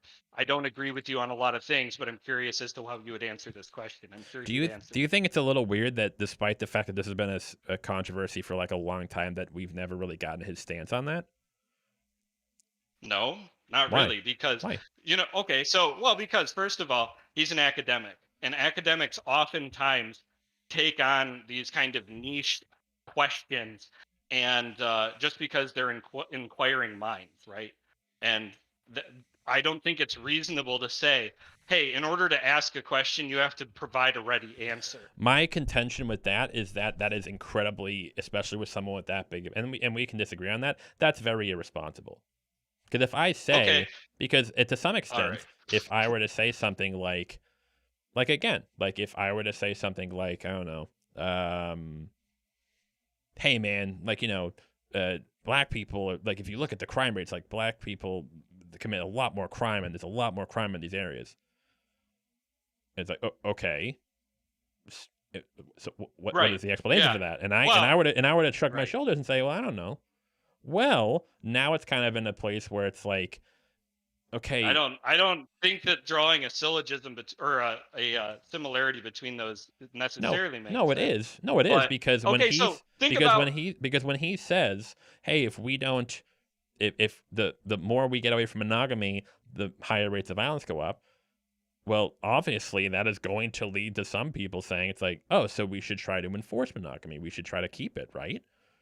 And then if he doesn't really like say, well, so obviously, here's the thing though. so my You're contention. assuming the lowest common denominator of the people who are going to listen to that. That's And I not can understand why you would stop do that. no. That is not even close because we have in our society these like attitudes are still rampant and are still like increasing in society. This is not like just like a couple of fringe. This is like always like the excuse I get from people. It's like, oh well, there'll be some people who think that. It's not just some people. There's like massive social millions of people across the country like they believe these things and like they have certain attitudes against women and like promiscuity and casual sex and like certain Right. attitudes, slut shaming, So stuff now like that. your values are talking. Your values are talking now, and that's okay. I No, get no, it, and no, I no, no, agree no, with no, your no. values on some of these No. things. I Right? am not saying I am not because I am not purporting any values. I am not saying that casual sex is good or bad. I'm just saying, well, I don't know if you want to go for it. No, I'm no, no. not But you projecting just values. said you just implied that there are right ways and wrong ways to think about the list of things that you just named. Yes, things when Okay. when you're trying to when you're trying to enforce what people do. Again, Right. like I said earlier, Right. if you don't So believe, it's okay when you do it, but it's not no, okay when someone else does it about something else that they feel strongly about. no, because you again, if someone says, "Hey, I don't think gay people should be married," okay, but if that person then goes on and tries to prevent gay people from getting married in the churches, Mhm. that's where the problem starts. You would agree? I mean, yeah, sure. Yeah. I think that I don't necessarily I wouldn't agree with that person. However, it's their right to make whatever stances that they want and to do whatever is in their power to try and further their agenda. Okay, so for some people who say that, like, hey, I don't think that if someone says that, like, was something was like, hey, if I don't like people like having casual sex, I think it's like it's slutty and I don't like it. And, like now, personally, I would be like, well, you suck. I don't want to hang out with you, but that's fine. Like we can have different values. But if that person then tries to prevent certain like clinics or schools from handing out contraception or like certain sexual education, that's when we run into a problem, right? Yeah. Oh, I agree with that. Yeah, I do exactly. agree with that There's 100%. nothing wrong Yeah. with like again, if like there are certain people who will have the point I am making is that individual people as time goes on, these individual people who have these values, they're going to get phased out. Like they're people who like think that like women having sex outside of marriage is wrong or people who or gays getting married is a bad thing. Like those people, it's like, yeah, you can believe that. We're just not going to spend time with you. And Now you're making a eventually- conservative argument, which I find hilarious. What? But yes, I agree with you. What? What? That if you just let things go, then it'll just die out. Just like the hippies did, just like the communists did, just like everybody else. How is that a History is conservative not around argument then? anymore.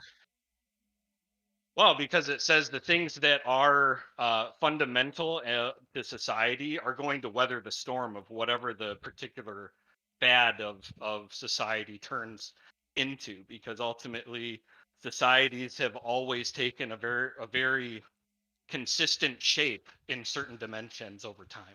I don't really say that's a conservative viewpoint. A conservative would be to try to. Well, like, it is keep... because. Well, no, they would. No. Try Because to keep conservatism is about conserving the things that work. Yeah, but I'm not the trying. argument is always what's working and what doesn't work. Yeah, but I'm not trying to conserve anything.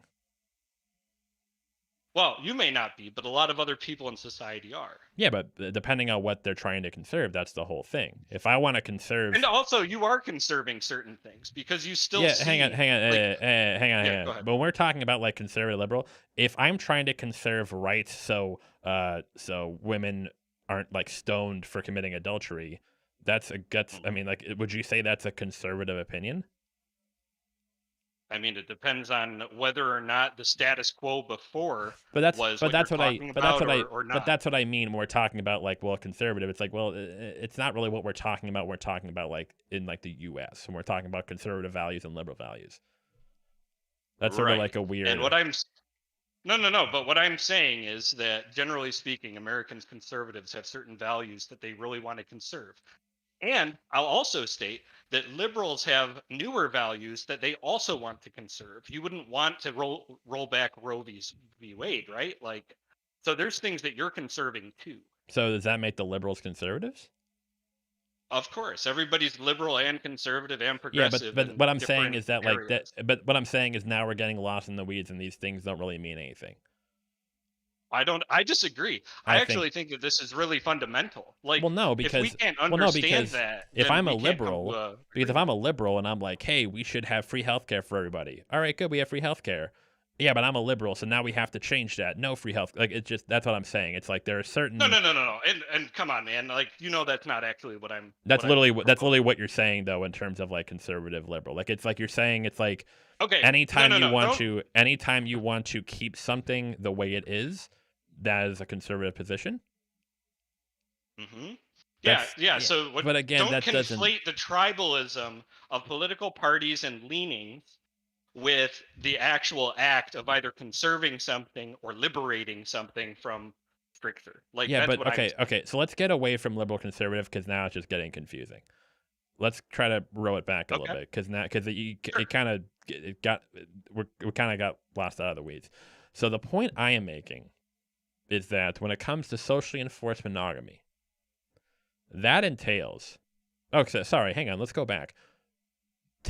So and this is like another thing that like is really weird. Like when people try to, when we're talking about it. So you don't believe in socially enforced monogamy. You don't think that's a good thing. You're just talking about Jordan Peterson. That's not what he said. He was just saying that socially Correct. enforced Yes. monogamy is the solution to the incel problem, but we shouldn't do that. No, he's well, right. So he's simply pointing out that the incel problem is likely a knock-on effect, in his opinion, of the fact that we no longer have as many social reinforcements around love and relationships in general.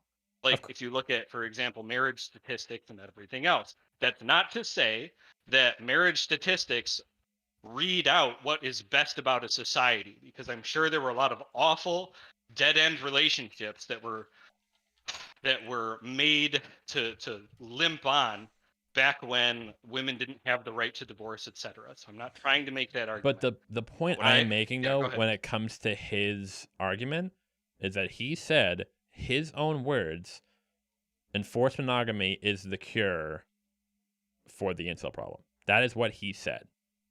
Yeah. Okay. Okay. So Well, now you know what? It's what you're saying is that well when he says that, he is saying yes, enforced monogamy would work, but he's not saying that enforced monogamy is what we should do.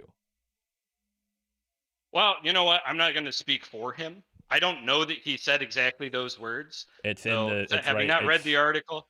Right. it's literally However, in the article, but however, okay, all right. I will take your word on that.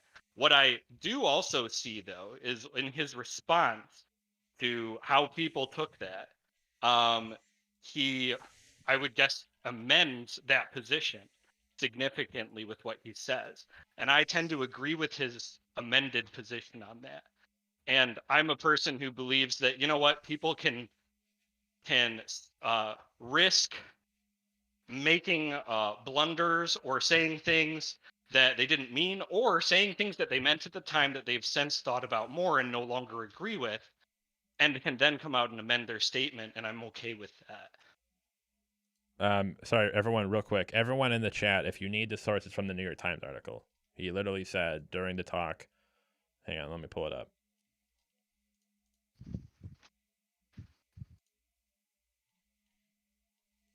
Where was it?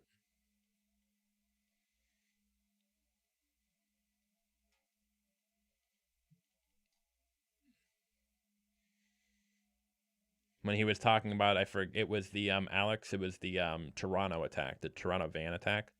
Something you haven't read? No, Scar, the New York Times article. I've read the New York Times article. What are you talking about? He was angry at God because women were rejecting him. The cure for that is enforced monogamy. That's actually why monogamy emerges. So in that case, what he's saying is that enforced monogamy would work, but he's not necessarily endorsing it as what we should do. That's kind of what I read the Okay. response of him saying. Okay, so let's put it this way. Now, so I'll rescind my thing of like, okay, I don't know what he's saying there. Maybe he really says that. What I'm saying is that in this case, it's kind of a bit irresponsible, kind of going back to my original discussion with you. It's a little irresponsible in this case to not understand that people won't hear that and think, oh, so you're Right. saying we should do enforced monogamy.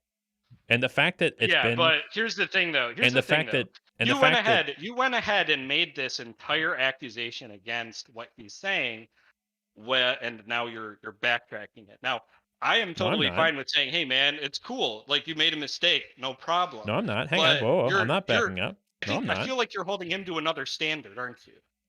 What do you mean? I mean that under the same circumstances, you wouldn't just accept because you said, "Well, that's really irresponsible." No. What I'm saying, well, no, because that's a concession that I'm making to you. He said enforced monogamy is the cure for the incel problem. That's stupid, and that is what I said in the video.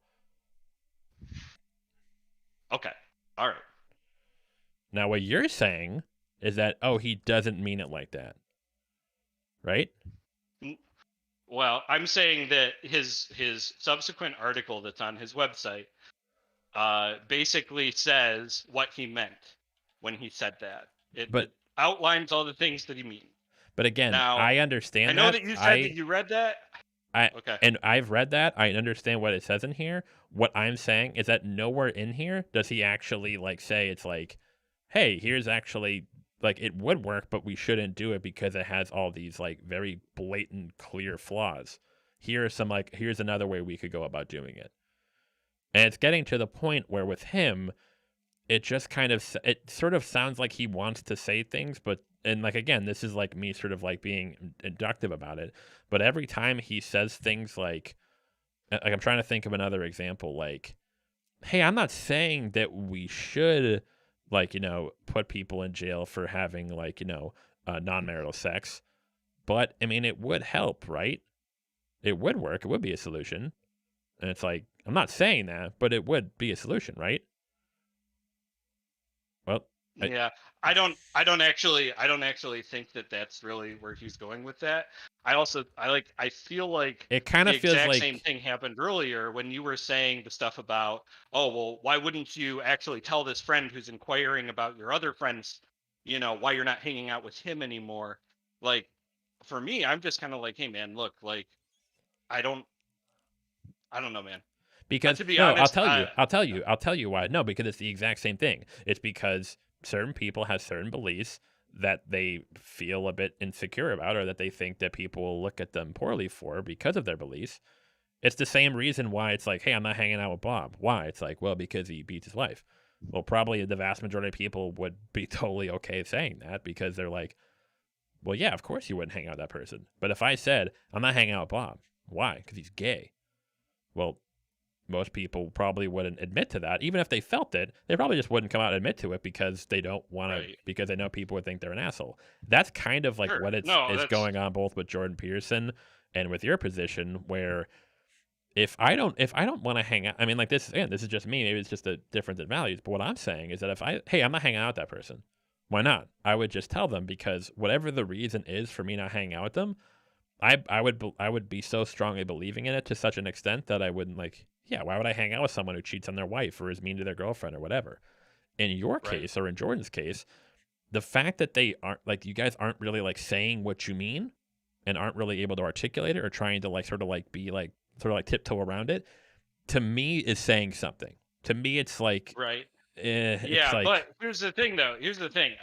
So is it less of a value if it's less easy to put into words, or if it's more nuanced as opposed to being very cut and dry? Like, it seems to me that you have the luxury of creating these scenarios for me to answer, and then you can go ahead and poke holes in my answers to these theoretical situations as much as you want, because you're the one in control of the narrative. Okay, so I'll give you the chance to make up a scenario. I don't look, dude. I really am fine with not doing that. Why? I think I've said my piece. I think I've said I my don't think piece. you've said really anything. I'm sorry, but like it's gotten to the point where like I don't even know like Well, what you you're. just no, you're just incapable of listening to what I'm saying and trying to understand it from my point of view. No, I no, I think that's it. understand what your point of view is, like especially when it comes to Right, like the right, when right. it comes You know to it. the when it comes to the like casual sex thing. I mean, again, you kind of were playing. Actually, you know what? Never mind. Actually, it you were playing so fast and loose with that. We spent like 15 minutes trying to go over because you wouldn't just say what you felt or what you meant, because it kind of feels like I No, asked no, you you. would just not agree. You basically just said, "Well, I don't accept the response that you're giving me because it doesn't conform with what I think is a compelling response." Okay, so let's go back. And I, you know, Let's go back to what we were talking about. You and I are friends. I'm having casual sex. You decide you don't want to hang out with me. A friend comes up to you, hey, why aren't you hanging out with Mac anymore? What would you answer what to is the them? purpose of this question? Because what I've answered it about 3 different times. because no, I mean you think you may have, but like you were so like dodging in your points, like you couldn't actually make like an actual like you tried to like warp around it, and you were saying like, well, why is it their business? Like you were really dancing around it and shit. Like I was just trying to get a very simple answer. So in this case, Right. Yeah, if you want simple answers. Well, guess what? Most life circumstances and interactions are not that simple, here's man. my question then. If it's not that simple, if you really can't put it into words, if it's just more of a feeling, the fact that, and I would ask you, or maybe you have, and so if so, I'm wrong. The fact that you aren't really interrogating that and actually asking like, huh, why do I feel this way if I can't actually really explain it all that well? I think that's something that you should look at in terms of yourself. Would you agree? I think it's totally reasonable in the moment if someone's asking you about personal information about someone else to decide, you know what, for the moment, I'm just going to hold on to this. If it's actually that important for me to tell this person about this, then I will. Okay, It's kind of so like, I don't know, like a confidentiality like you would share with like a therapist, for okay, so example. but so here's my Where question. So therapists are like, hey, look, I'm not gonna give up the details of my client unless there's actually like fundamentally something really bad about to happen. okay, so here's my question. So in this case, let's say what I'm trying to get at is like let's say a person says hey, I don't like Barry and Jennifer dating. It's like, why don't you like Barry and Jennifer dating? It's like, well, because they're an interracial couple. And it's like, oh, okay, well, The person's a racist. well, And no. and Well, hang on, here's the hang on, yeah, go ahead. hang Go on, ahead. whoa. Why are they a racist? They're a racist because that's Why? what a racist is. What? Okay, now you're asking me the definition of racism. No, Really? dude, stop, dude. Seriously, like, like, I don't know if you're being bad faith or like you're like so like. What the point I am trying to make is that in this case, if you're saying, hey, I don't want to hang out with that person because they're having casual sex and they're like being promiscuous, and my question to you would be, okay, why do you not want to hang out with that person then? Like, what? So what is it about you? I'm not like judging you. I'm not like in this like sort of like in this scenario, I'm not judging. I'm just asking, okay, why do you feel that way? Why wouldn't you? Or like, let's say if a therapist was asking, why wouldn't you hang out with that person just because they're having casual sex? Doesn't affect you. Doesn't affect anyone around you, anyone you know, or you personally. So why is that? Why don't you want to hang out with that person for that reason? And your response, It's a personal choice. yeah, but my question would be, in your view, as you as a person, my question would be, okay, or my response would be, okay, I think you should sort of like think about that. Just kind of sit with it. It's like, huh, how come I think about that?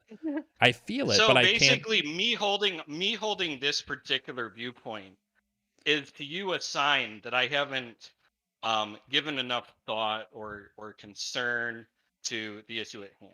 The fact that And I asked you, why wouldn't you hang out with someone who is like doing that, and you can't really give me like a really an answer. Yes, that no, 100. I've given you answers. I've given you direct answers to why I wouldn't do that. Okay, What you then asked is why wouldn't you tell someone else? Okay, Why wouldn't you tell someone else why you wouldn't do that? Which is a totally different thing. Okay, let's try one more time. We're hanging out. I started having promiscuous sex. Why would you stop hanging out with me?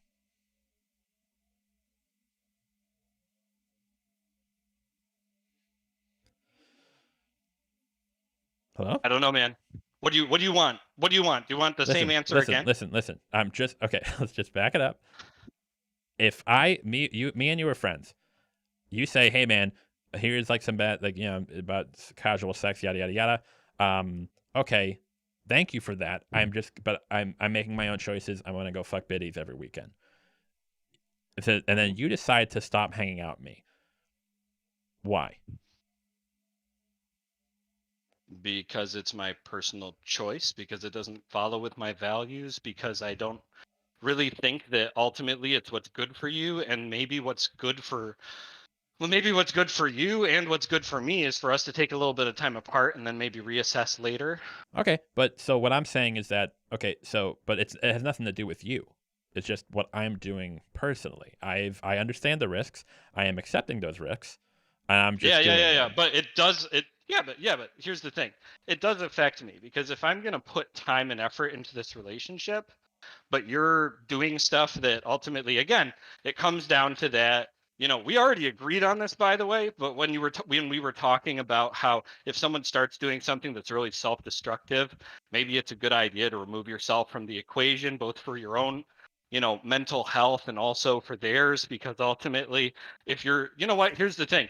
If I'm super unsure about how I feel about something, I'm not just going to go giving advice or opining off the cuff, because I'm not actually sure if that would be helpful or if I'm even giving good advice.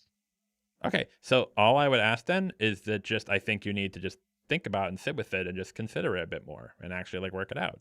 Consider what? You haven't why, actually stated what I should consider. Why you wouldn't want to like associate with someone who just like it doesn't like Okay, wants let to me fuck let me around or ask be you something promiscuous. then. Why should you sit and noodle on it if someone that you know is doing something really dangerous and that's actually going to mess up their life, and that's threatening to draw you into a whole bunch of drama Okay, that, whoa, hang on. frankly, there are a limited number of. How does that apply to someone having casual sex?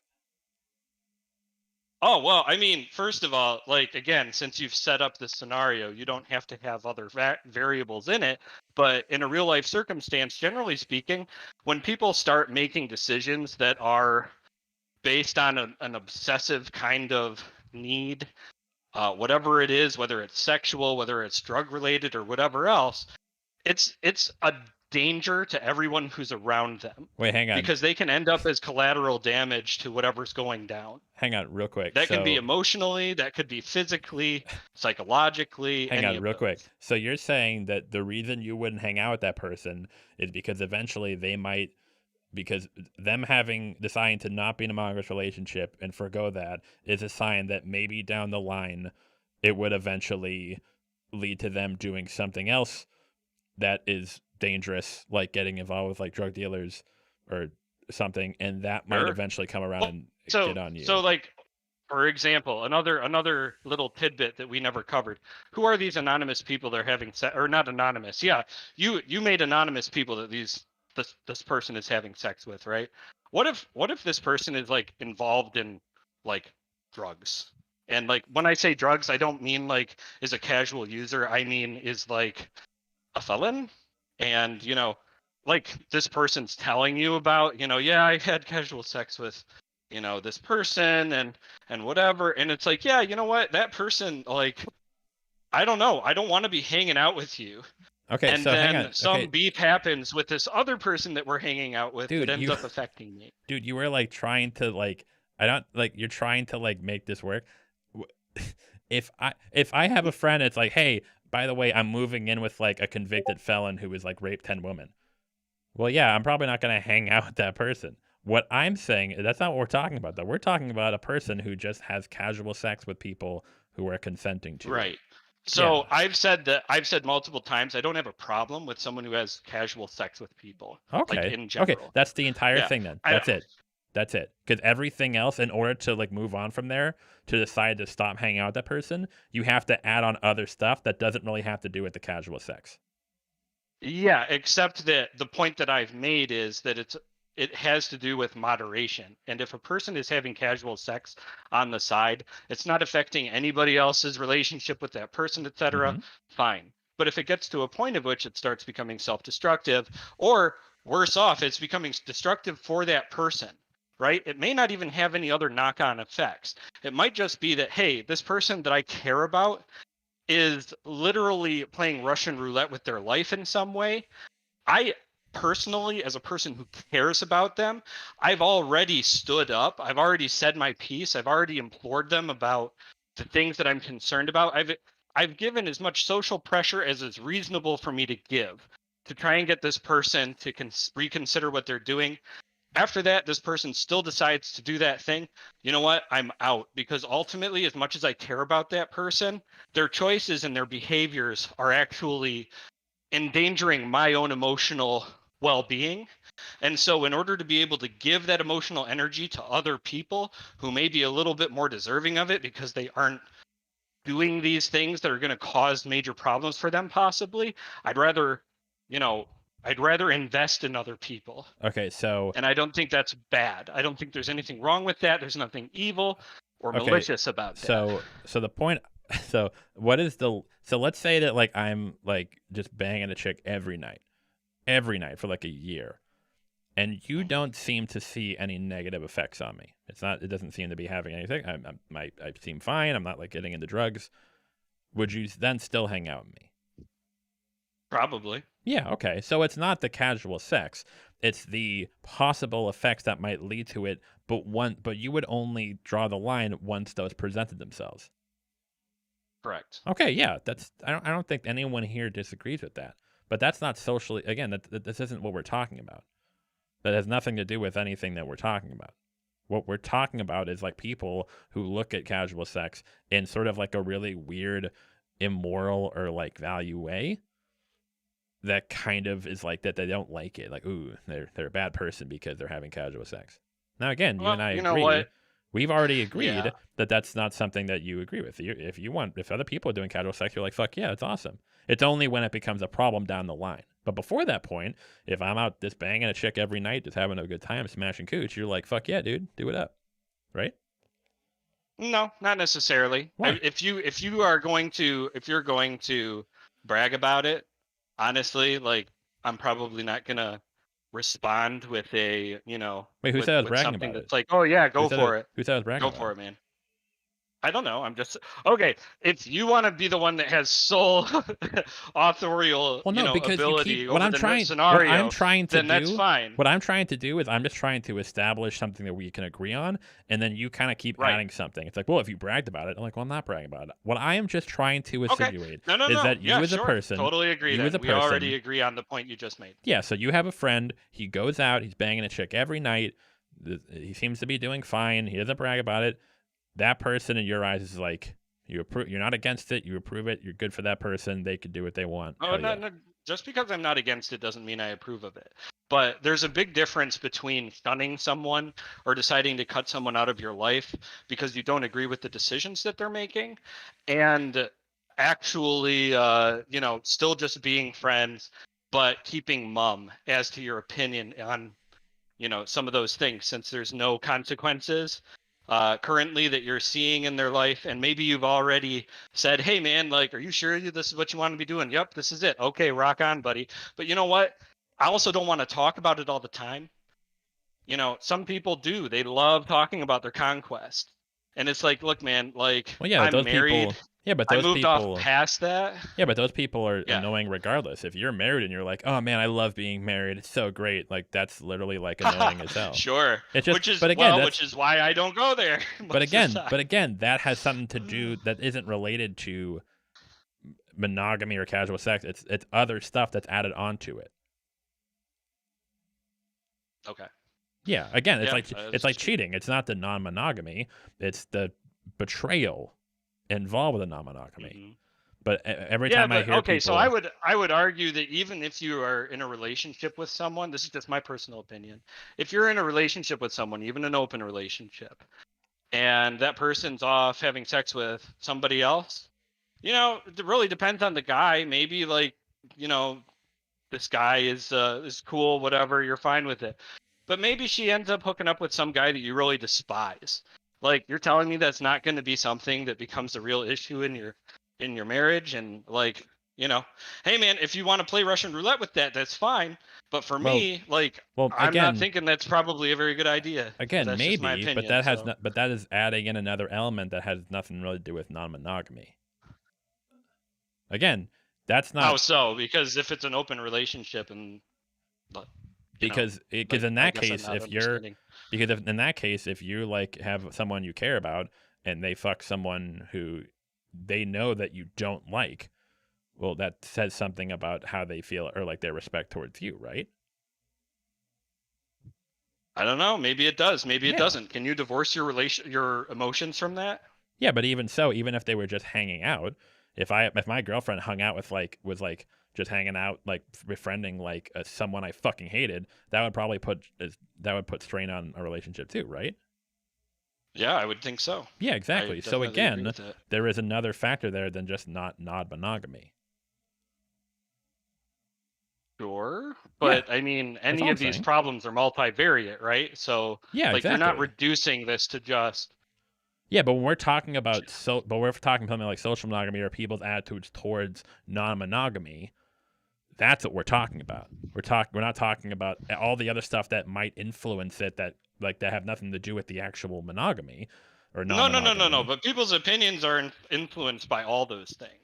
Yeah, but we're specifically you're saying that it's like it's all about their attitude towards monogamy or non-monogamy, and it's like no, it's actually about their opinions about a whole lot of other things that are all inputs into their feeling about monogamy or non-monogamy. Wait, would you disagree that there are people out there who just are against non-monogamy just by itself?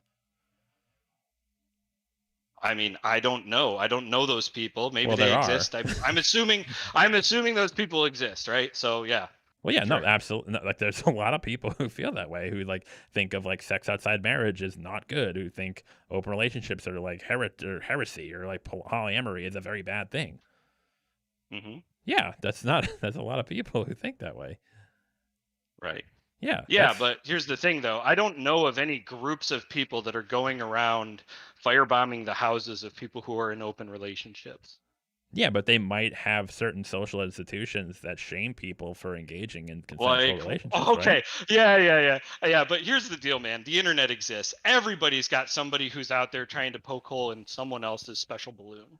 Like, I just don't. If this is one of those values things that you really, really care about, and you just feel like, hey, there should never be allowed any kind of institution that comes together to disparage any other kind of, way of being or whatever. I respect that and I get it. And to a degree, I agree with you, but I'm not that utopian. I don't think that's even possible. There will always be resentment. Only in situations where it has nothing to do with you.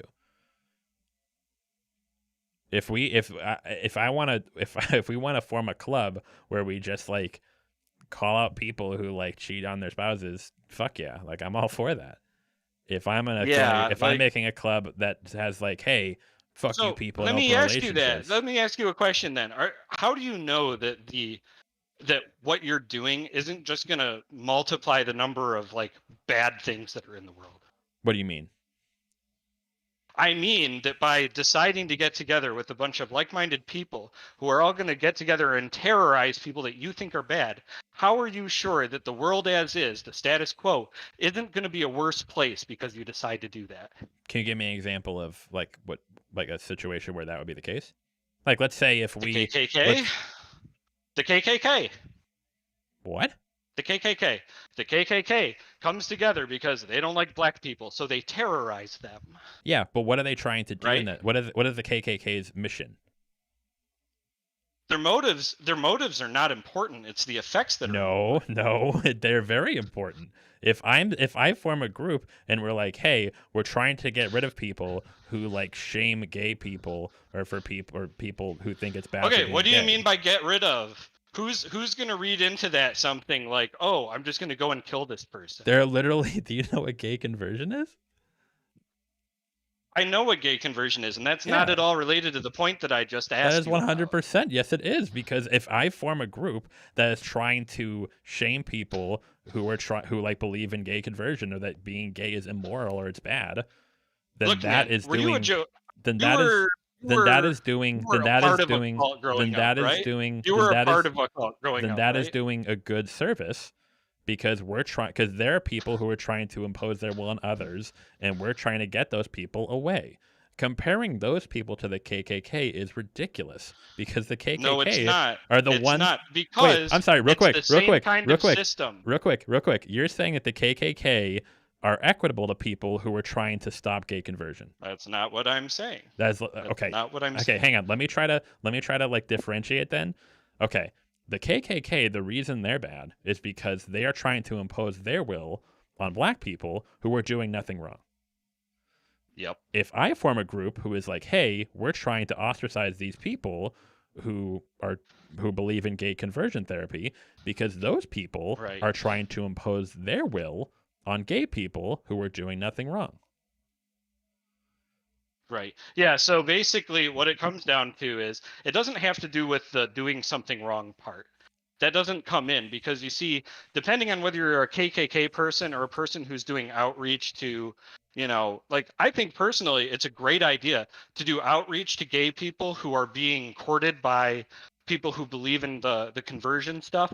Like, for example, reaching out to, let's say, gay Christians who would largely be the minority who's affected by this, or Christians in a general sense who are part of one of the Abrahamic religions, maybe.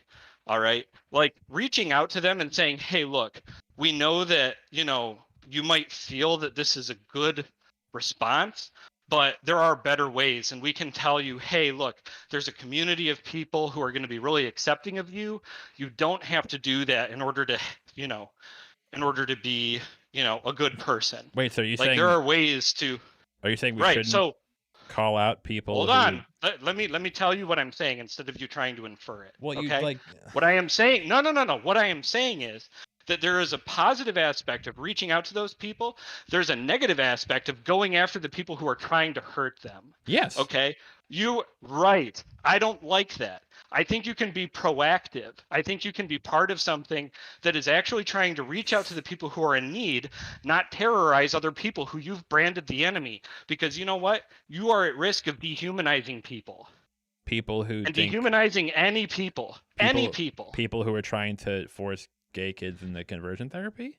Read Viktor Frankl. He talks all about this. All right. He dude. was in the All concentration camps. Okay. Okay. man. Okay. All right. All right. Well, you know what? If you don't get what I'm trying to say, then I guess that's fine. No, it's cool. There's someone else in the chat I need to speak to. This isn't really going anywhere. We'll talk again sometime. All right, man. Well, have a good one. I liked your videos. All right. Thanks, man. Appreciate it. Oof. Okay. Andy, are you in Discord? Do you want to come on? I have about 10 minutes, Andy. We can have a quick chat. I got to get going, though.